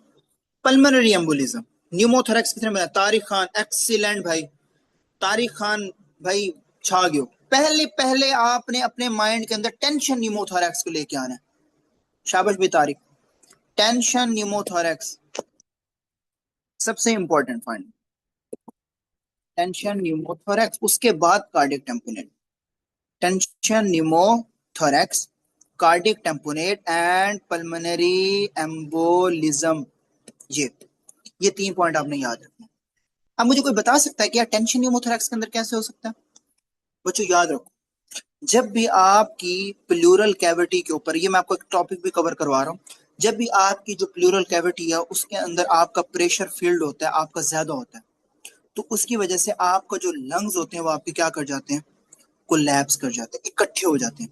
जब वो आपका लंग्स कोलैप्स करेगा तो मुझे एक बात बताएं, जो मीडियास्टिनम है, जो मीडियास्टिनम है उसकी क्या देखने को मिलेगी, शिफ्ट, ऐसे ऐसे मीडियास्टिनम की शिफ्ट नजर आएगी। और जब वो कंप्रेशन होगा तो उसकी वजह से आपकी जो वेना केवा होती है, इंफीरियर वेना केवा, वो आपकी क्या हो जाएगी बच्चों, कंप्रेस हो जाएगी। जब इंफीरियर वेना केवा कंप्रेस होगी तो उसकी वजह से क्या होगा, वेनस रिटर्न कम, वेनस रिटर्न कम तो कार्डियक आउटपुट भी कम। जब कार्डियक आउटपुट कम तो बच्चों आपको क्या देखने को मिला होगा, ऑब्स्ट्रक्टिव शॉक। ठीक है।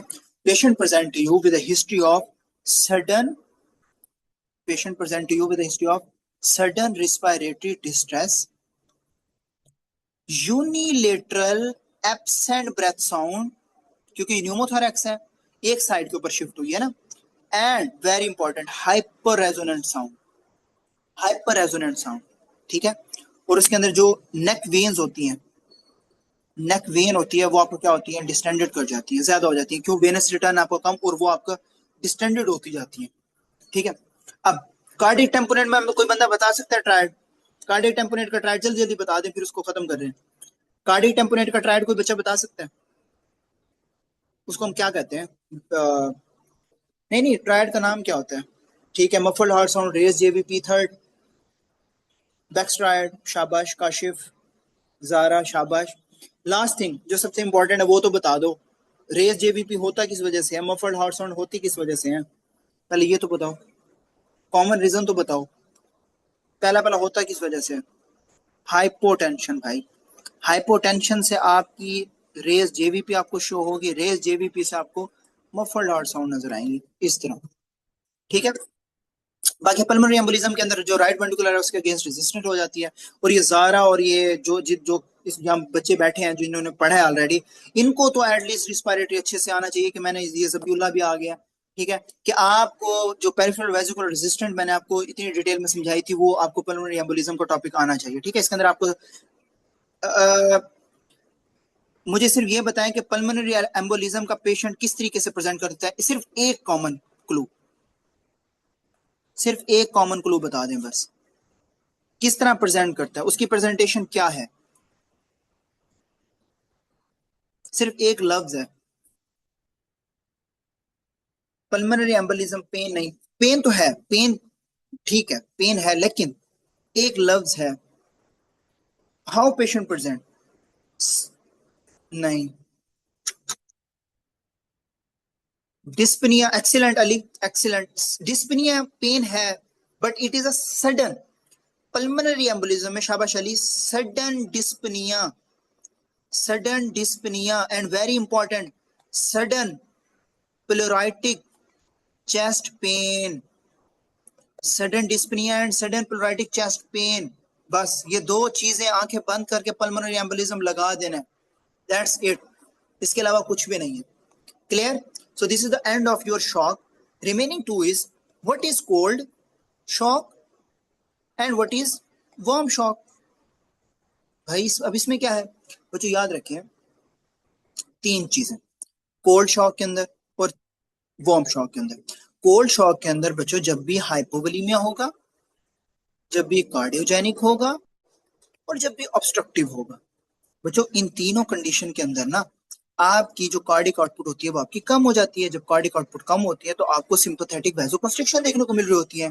जब वैसोकंस्ट्रिक्शन देखने को मिल रही होती है तो जो स्किन होती है उसके अंदर आपका जो ब्लड फ्लो होता है वो आपका कम हो जाता है।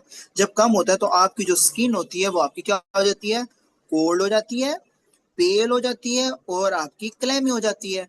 That's why patient present you with a history of cold extremities, हाथ ठंडे होना, पांव ठंडे होना, माथा ठंडा होना, गर्दन ठंडी होना।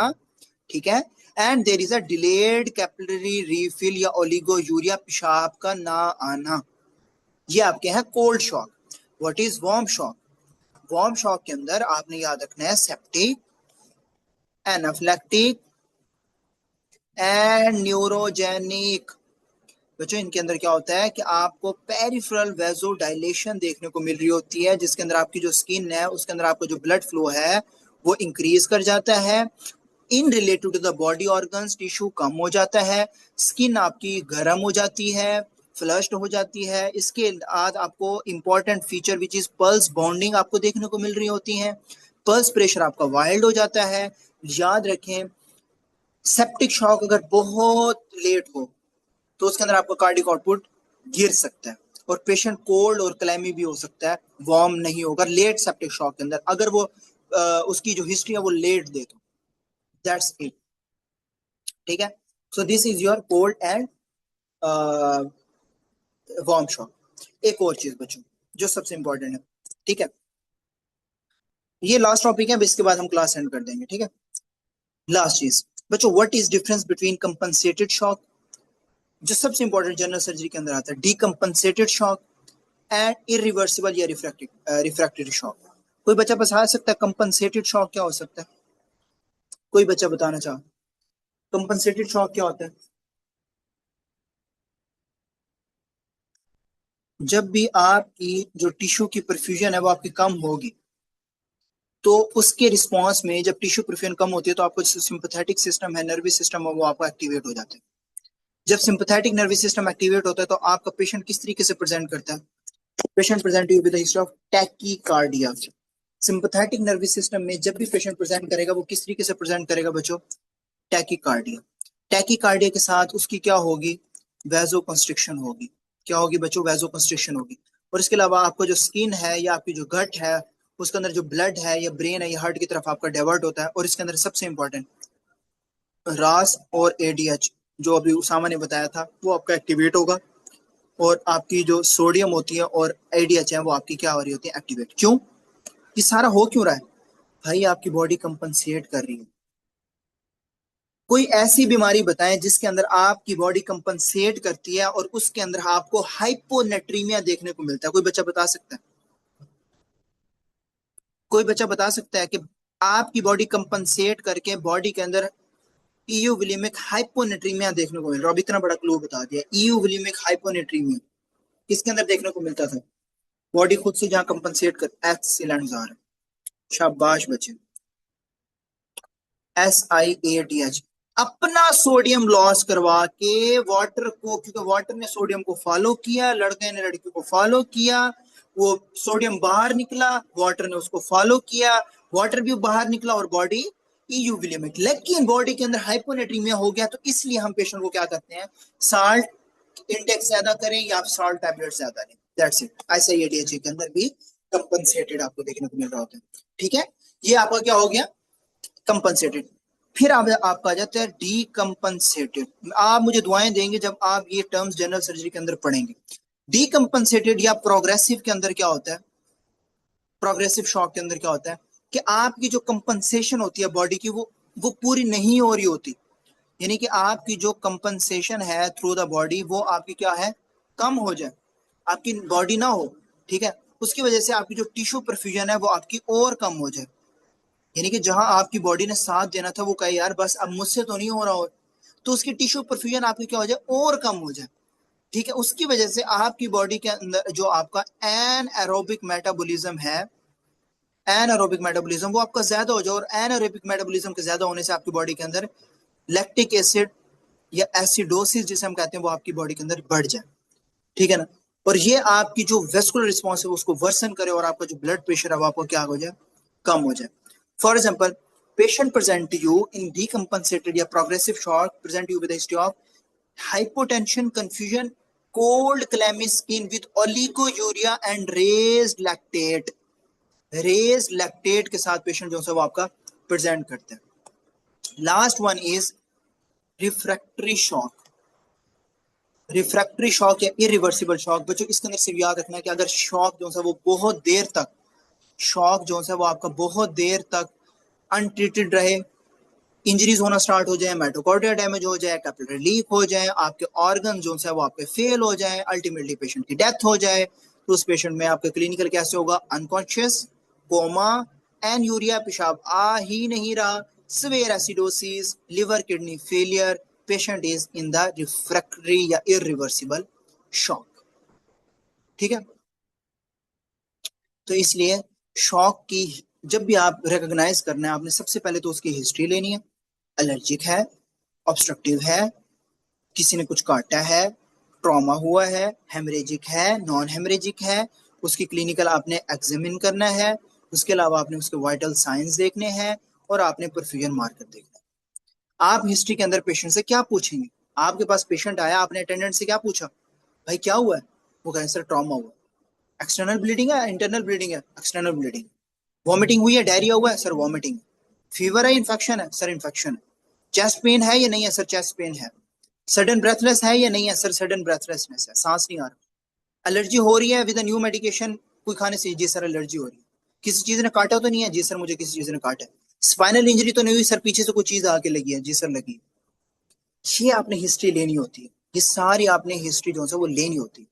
ठीक है, देन आपने एयरवेज और जो ब्रीदिंग फाइंडिंग्स है उसकी तरफ जाना होता है कि आपको क्रैकल्स आवाज तो नहीं आ रही, पल्मोनरी एडिमा तो नहीं आ रहा, आपको पल्स तो नहीं आ रहा, कैपिलरी रीफिल तो नहीं हो रहा, स्किन आपकी कोल्ड है, जो जुगुलर वेनस प्रेशर है जीवीपी वो आपका ज्यादा या कम है, हाइपोवोलेमिक के अंदर आपका इंट्रावेस्कुलर प्रेशर कम होता है, जेवीपी जो सब आपका रेस्ट कर जाता है। ठीक है, कार्डियोजेनिक शॉक के अंदर या कार्डिक टेम्परेट के अंदर, ये चीजें अपने बच्चों देखनी होती है।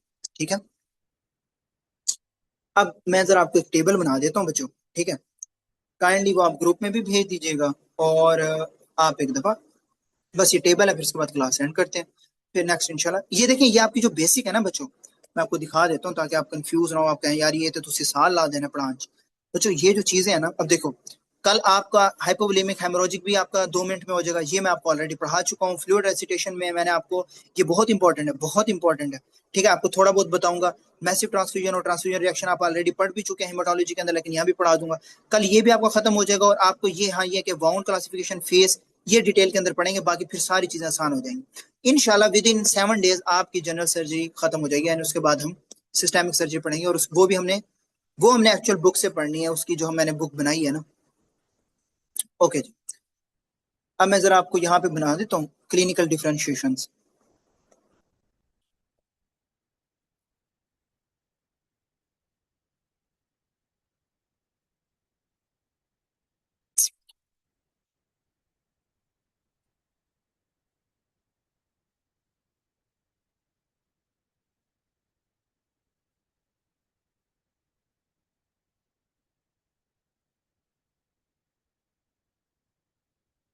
बच्चों आपको समझ आई आज?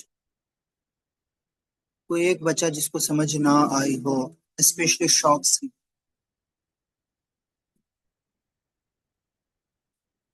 है बच्चों, समझ आ गई आपको सारा?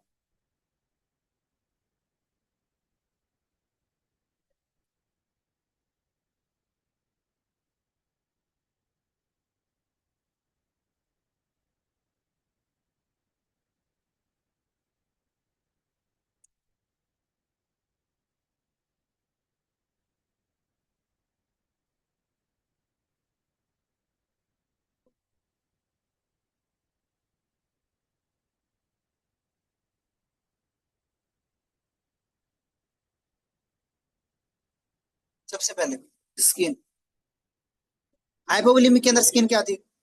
अभी बताया ऊपर 3 कंडीशन थे, कोल्ड और वार्म शॉक। कोल्ड, कार्डियोजेनिक में कोल्ड। अर्ली सेप्टिक के अंदर क्या थी? मुझे बच्चे बताएंगे, अर्ली सेप्टिक के अंदर क्या थी? जल्दी बताओ। एक्सीलेंट उसामा। वार्म, न्यूरोजेनिक के अंदर वार्म या ड्राई? ऑब्स्ट्रक्टिव के अंदर कोल्ड।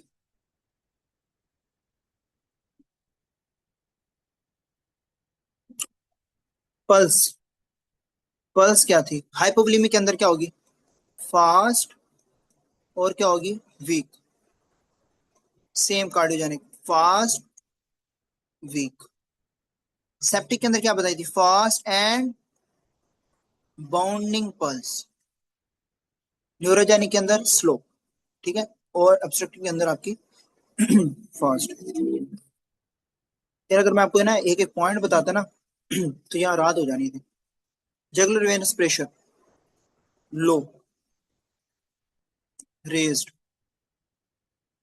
ये आपका कार्डियोजेनिक का बहुत इंपॉर्टेंट हुआ है। रेज्ड यूजुअली आपको मिलती नहीं है, एबनॉर्मल होता है। ये आपका ज्यादा हो सकता है, कम भी हो सकती है। और आपका ऑब्स्ट्रक्टिव, देखा मैंने आपको इसलिए कहा है कि कार्डियोजेनिक और ऑब्स्ट्रक्टिव के अंदर मैं हमेशा इसलिए होता हूँ कि दोनों की जो फाइंडिंग्स है वो अमूमन अमूमन कार्डियक टेम्पोनेट की तरफ जा रही होती हैं। लंग्स क्लियर, हाइपोवोलीमिया भाई, ब्लड ही कम जा रहा है, ब्लड आई हाइपोवोलीमिया हो रहा है तो सारी बात है जो लंग्स के अंदर कोई मसला नहीं होता। कार्डियोजेनिक के अंदर आपको क्रैकल सुनाई देते हैं क्योंकि ब्लड आपका पीछे की तरफ जा रहा होता है। तो इसके अंदर आपको क्या नजर आएंगे? क्रैकल्स। ये इसका कोई होता नहीं है, सेप्टिक के अंदर ऐसा कुछ भी नहीं होता। इसके अंदर आपका क्लियर होता है। और इसके अंदर अगर जो आपकी कॉज है उससे डिपेंड कर रहा होता है कि जो जैसी कॉज होगी कि कौन सी ऑब्स्ट्रक्शन आपको देखने को मिलेगी। What are the main clue? What are the main clue? इसके अंदर क्या हो रहा होता है आपका? फ्लूइड या ब्लड लॉस होता है, ऐसी है ना। कार्डियोजेनिक के अंदर मसला क्या था? हार्ट फेलियर का या मायोकार्डियल इंफार्क्शन का। सेप्टिक के अंदर क्या आ रहा होता है? इंफेक्शन। न्यूरोजेनिक के अंदर क्या था? Spinal injury. और ऑब्स्ट्रक्टिव के अंदर क्या था? कार्डिक टेम्पोनेड या फिर आपका टेंशन न्यूमोथोरेक्स।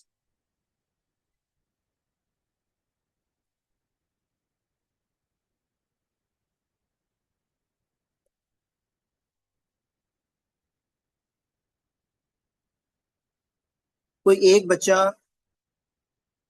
अ, कोई एक बच्चा जारा मारूफ बच्चे आप ये पिक ले लें और ग्रुप के अंदर भेज दें, क्योंकि आप लोगों ने तो पढ़ा है ना तो आप इस चीज को अच्छे से आपको समझ आ जाएगी।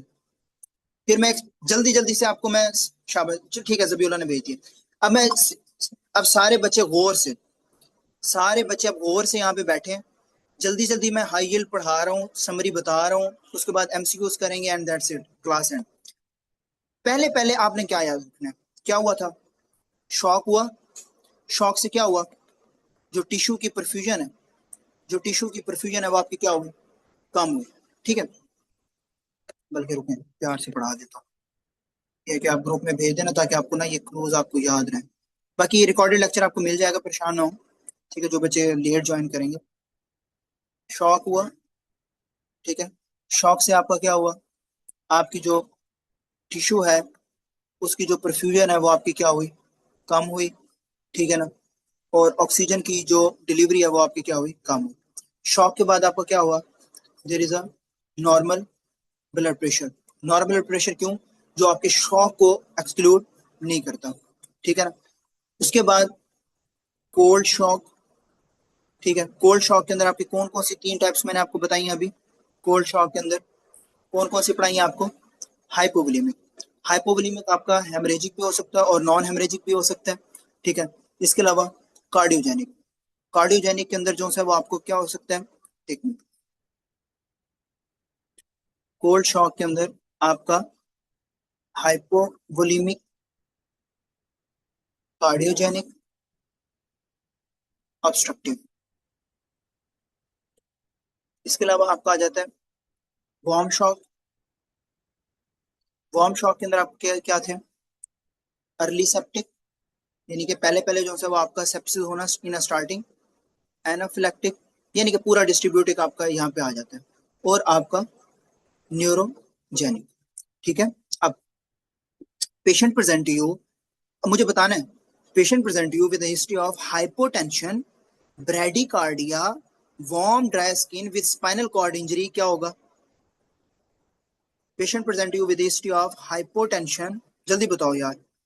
Hypotension, bradycardia, warm dry skin, क्या होता है आपका? ये क्या होगा आपका?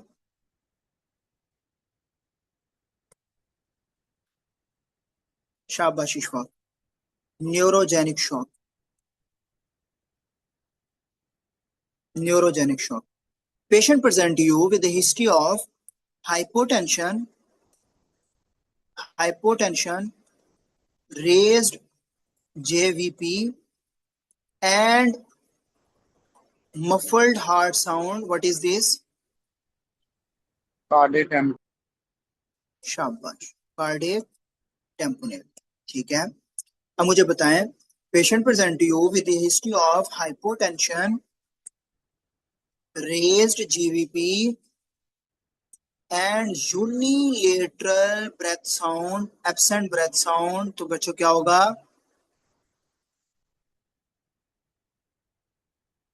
बच्चों क्या होगा? ये टेंशन न्यूमोथोरेक्स. बच्चों मुझे फिर बताएं, patient present to you with history of hypotension, pulmonary edema with raised JVP. बच्चों ये आपका क्या होगा? पल्मोनरी एडिमा किसमें था? Cardiogenic shock. बच्चों patient present you with history of hypotension, urticaria and wheeze. क्या होगा? Excellent sir. Anaphylactic shock. बच्चों patient present you with history of suspected infection, warm skin, early warm skin and hypotension. Excellent Zara, this is early septic shock. बच्चों मुझे बताएं, patient present you with history of low jugular venous pressure, cold extremities plus blood or fluid loss.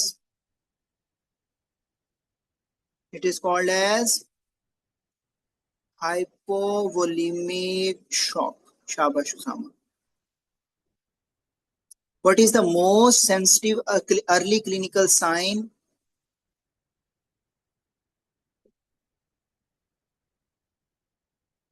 क्या बताया मैंने? सबसे important, मैंने आपको सबसे इंपॉर्टेंट क्या बताया बच्चों? टैकीकार्डिया, दिल का तेज तेज धड़कना, एंजाइटी, एंड सबसे इंपॉर्टेंट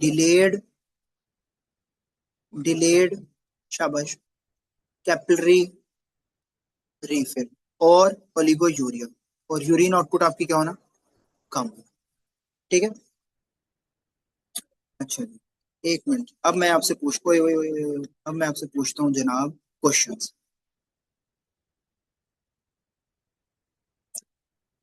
यहाँ पे कितने स्टूडेंट हैं अभी? 11. अगर एक बच्चा भी अभी इसमें से कम हुआ या किसी ने लीव किया, उन्होंने कभी भी क्लास नहीं आने देना. ठीक है, जिससे क्वेश्चन पूछूंगा, ठीक है, नहीं आता होगा कोई इशू नहीं है, नहीं आता होगा कोई इशू नहीं है मुझे, लेकिन जिससे क्वेश्चन पूछूंगा पहले वो रिस्पॉन्ड करेगा, उसके बाद किसी और ने रिस्पॉन्ड करना है. ठीक है, अब देखो मैंने यार इतना पूरा बता दिया, सारी की सारी चीजें बता दी हैं. अब मुझे लगता है कोई इशू होना नहीं चाहिए.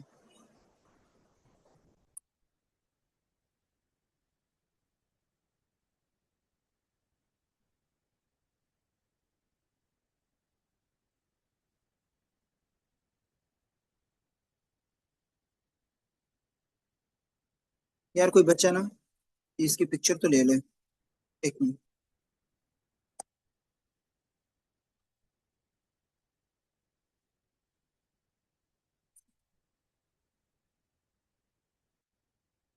अच्छा ऐसे ले लें, एक पिक्चर ऐसे ले लें. ले कोई बच्चा स्क्रीनशॉट ले ले और एक ऐसे ले लें. ये सारा का सारा ना फिर कवर हो जाएगा. ले लिया होपफुली, जबीउल्लाह ने भेज दी होगी. ओके ठीक है. अब मुझे बताओ पहले पहले कौन आंसर करेगा? पहले पहले करेगी जो हमारी सबसे ब्रिलियंट स्टूडेंट है जनाब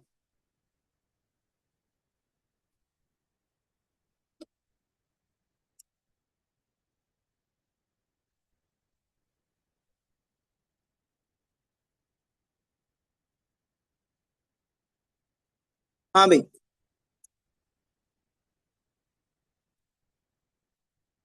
हाँ भाई मारूफ बताओ। Patient present you with history of hypotension, bradycardia and warm dry skin, which shock indicate hypovolemic, Neurogenic. cardiogenic, neurogenic या obstructive? Neurogenic. Excellent. Zara, patient present you with a history of hypotension, raised JVP, unilateral absent breath sound. What is this? Septic shock, tension, pneumothorax, hypovolemic, neurogenic. यह Excellent. निमोथोरैक्स tension निमोथोरैक्स। हाँ जी। Usama, what is the early sign of shock in which BP may be normal? Tachycardia, jaundice, ascites, cardiac output. Usama, Yunus, shock का early sign क्या है? हाँ? Sir question repeat कीजिएगा। Shock What is the early sign of shock even the blood pressure is normal?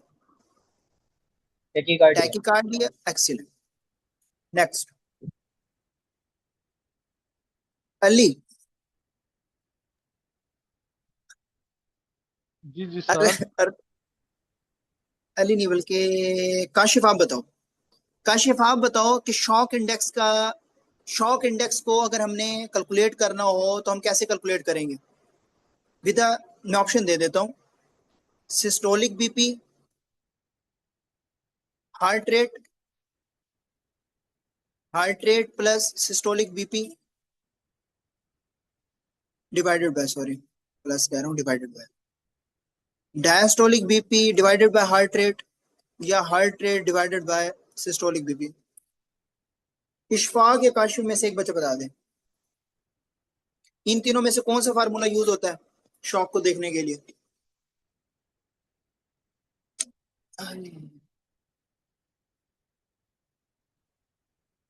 जल्दी बताओ, ये तो सुन chat GPT करनी है। कोई और बच्चा बता दे यार। सर इसमें heart rate divided by systolic blood pressure आएगा। शाबाश, एक्सीलेंट, शाबाश इशफाक। तो option B is the correct option. ठीक हो गया। लास्ट, हाइपोवोलेमिक शॉक, बॉडी के अंदर सर्कुलेटिंग ब्लड कम हो, फ्लूइड लॉस कम हो, कार्डियक आउटपुट कम हो, टिश्यूज को ऑक्सीजन ना मिल रही हो, ऑर्गन डिसफंक्शन डेवलप जो है वो डेवलप हो जाए। हेमरेजिक शॉक के अंदर, हाइपोवोलेमिक शॉक के अंदर एक्यूट ब्लड लॉस हो, और नॉन हेमरेजिक के अंदर जो है वो वॉमिटिंग डायरिया आपको देखने को मिल रहा हो। ठीक है। इसके अलावा जो इंस्टेंट अगर आपको ब्लड लॉस हो रहा है चेस्ट एब्डोमेन पेल्विस की वजह से, उसके अंदर फिर कंपनसेशन आती है। कंपनसेशन के अंदर आपका कार्डियक आउटपुट जो है वो कम हो रहा होता है और बॉडी जो है वो आपका रास मैकेनिज्म एक्टिवेट कर रही होती है। एंजियोटेंसिन जो एडीएच है वो रिलीज हो रहा होता है और बॉडी कंपनसेट कर रही होती है। कंपनसेशन के बाद आपका डीकंपनसेशन हो रही होती है अगर बॉडी उस चीज को यूज टू ना कर पाए, और बॉडी जो है वो अल्टीमेटली जो है वो इरिवर्सिबल या जो है वो डेथ की स्टेट के अंदर जो है वो चली जाती है। ठीक है। और उसके बाद जो है वो आपका कार्डियोजेनिक शॉक होता है जिसके अंदर एमआई आपके जो है हार्ट फेलियर की जो है वो सिम्टम आपको देखने को मिल रहा होता है, और बॉडी जो है वो कंजेस्शन हो रही होती है, पल्मोनरी एडियम आपको जो है वो देखने को मिल रहा होता है।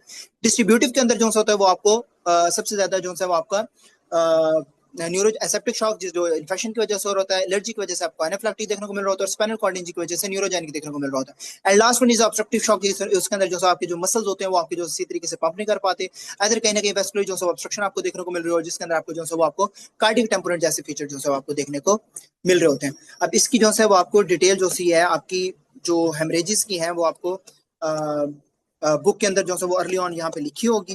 ठीक है। ये क्लासिफिकेशन यहाँ पे लिखी हुई है शॉक की, आपने अच्छे से पढ़ लेनी है, और यहाँ पे क्लिनिकल सिम्टम्स प्रेजेंटेशन देख लेनी है।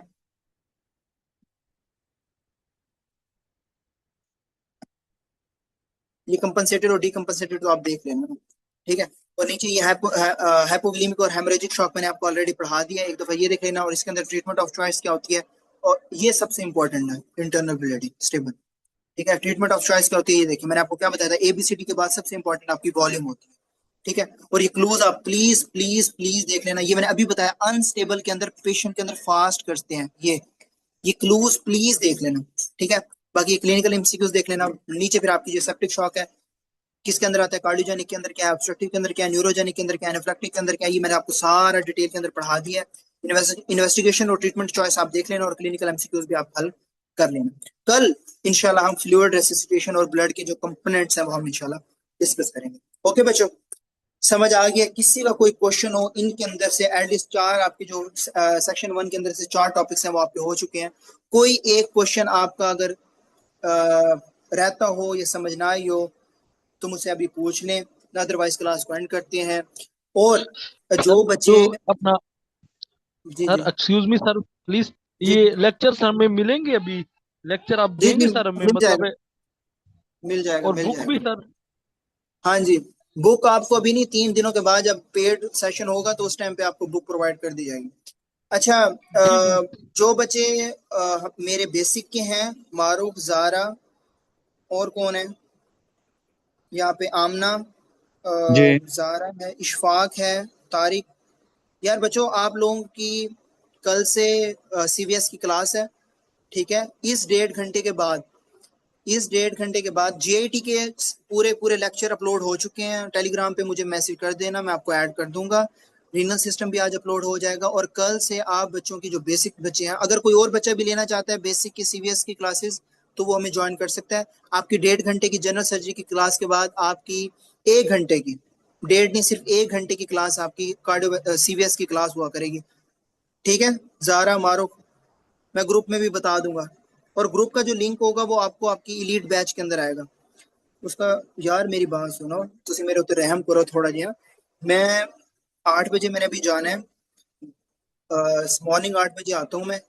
आके मैंने सोना होता है, फिर मैं कोई 1-2 बजे उठता हूँ, मैं आपका लेक्चर प्रिपेयर करता हूँ, फिर मैंने अपना एएमसी के एमसीक्यूज करने होते हैं, फिर उसके बाद मैंने आपको ये लेक्चर देना होता है। उसके बाद 1 आवर यार मारो, एक तो ना यार 1 आवर में नहीं होगा बच्चे। अब देखो 1 आवर के अंदर ही तो आपका सिर्फ शौक हुआ है, आप खुद देखिए 1 आवर के अंदर तो सिर्फ आपका शौक हुआ है। मैं तो ऐसे जनरल सर्जरी तो बहुत लेट हो जाएगी।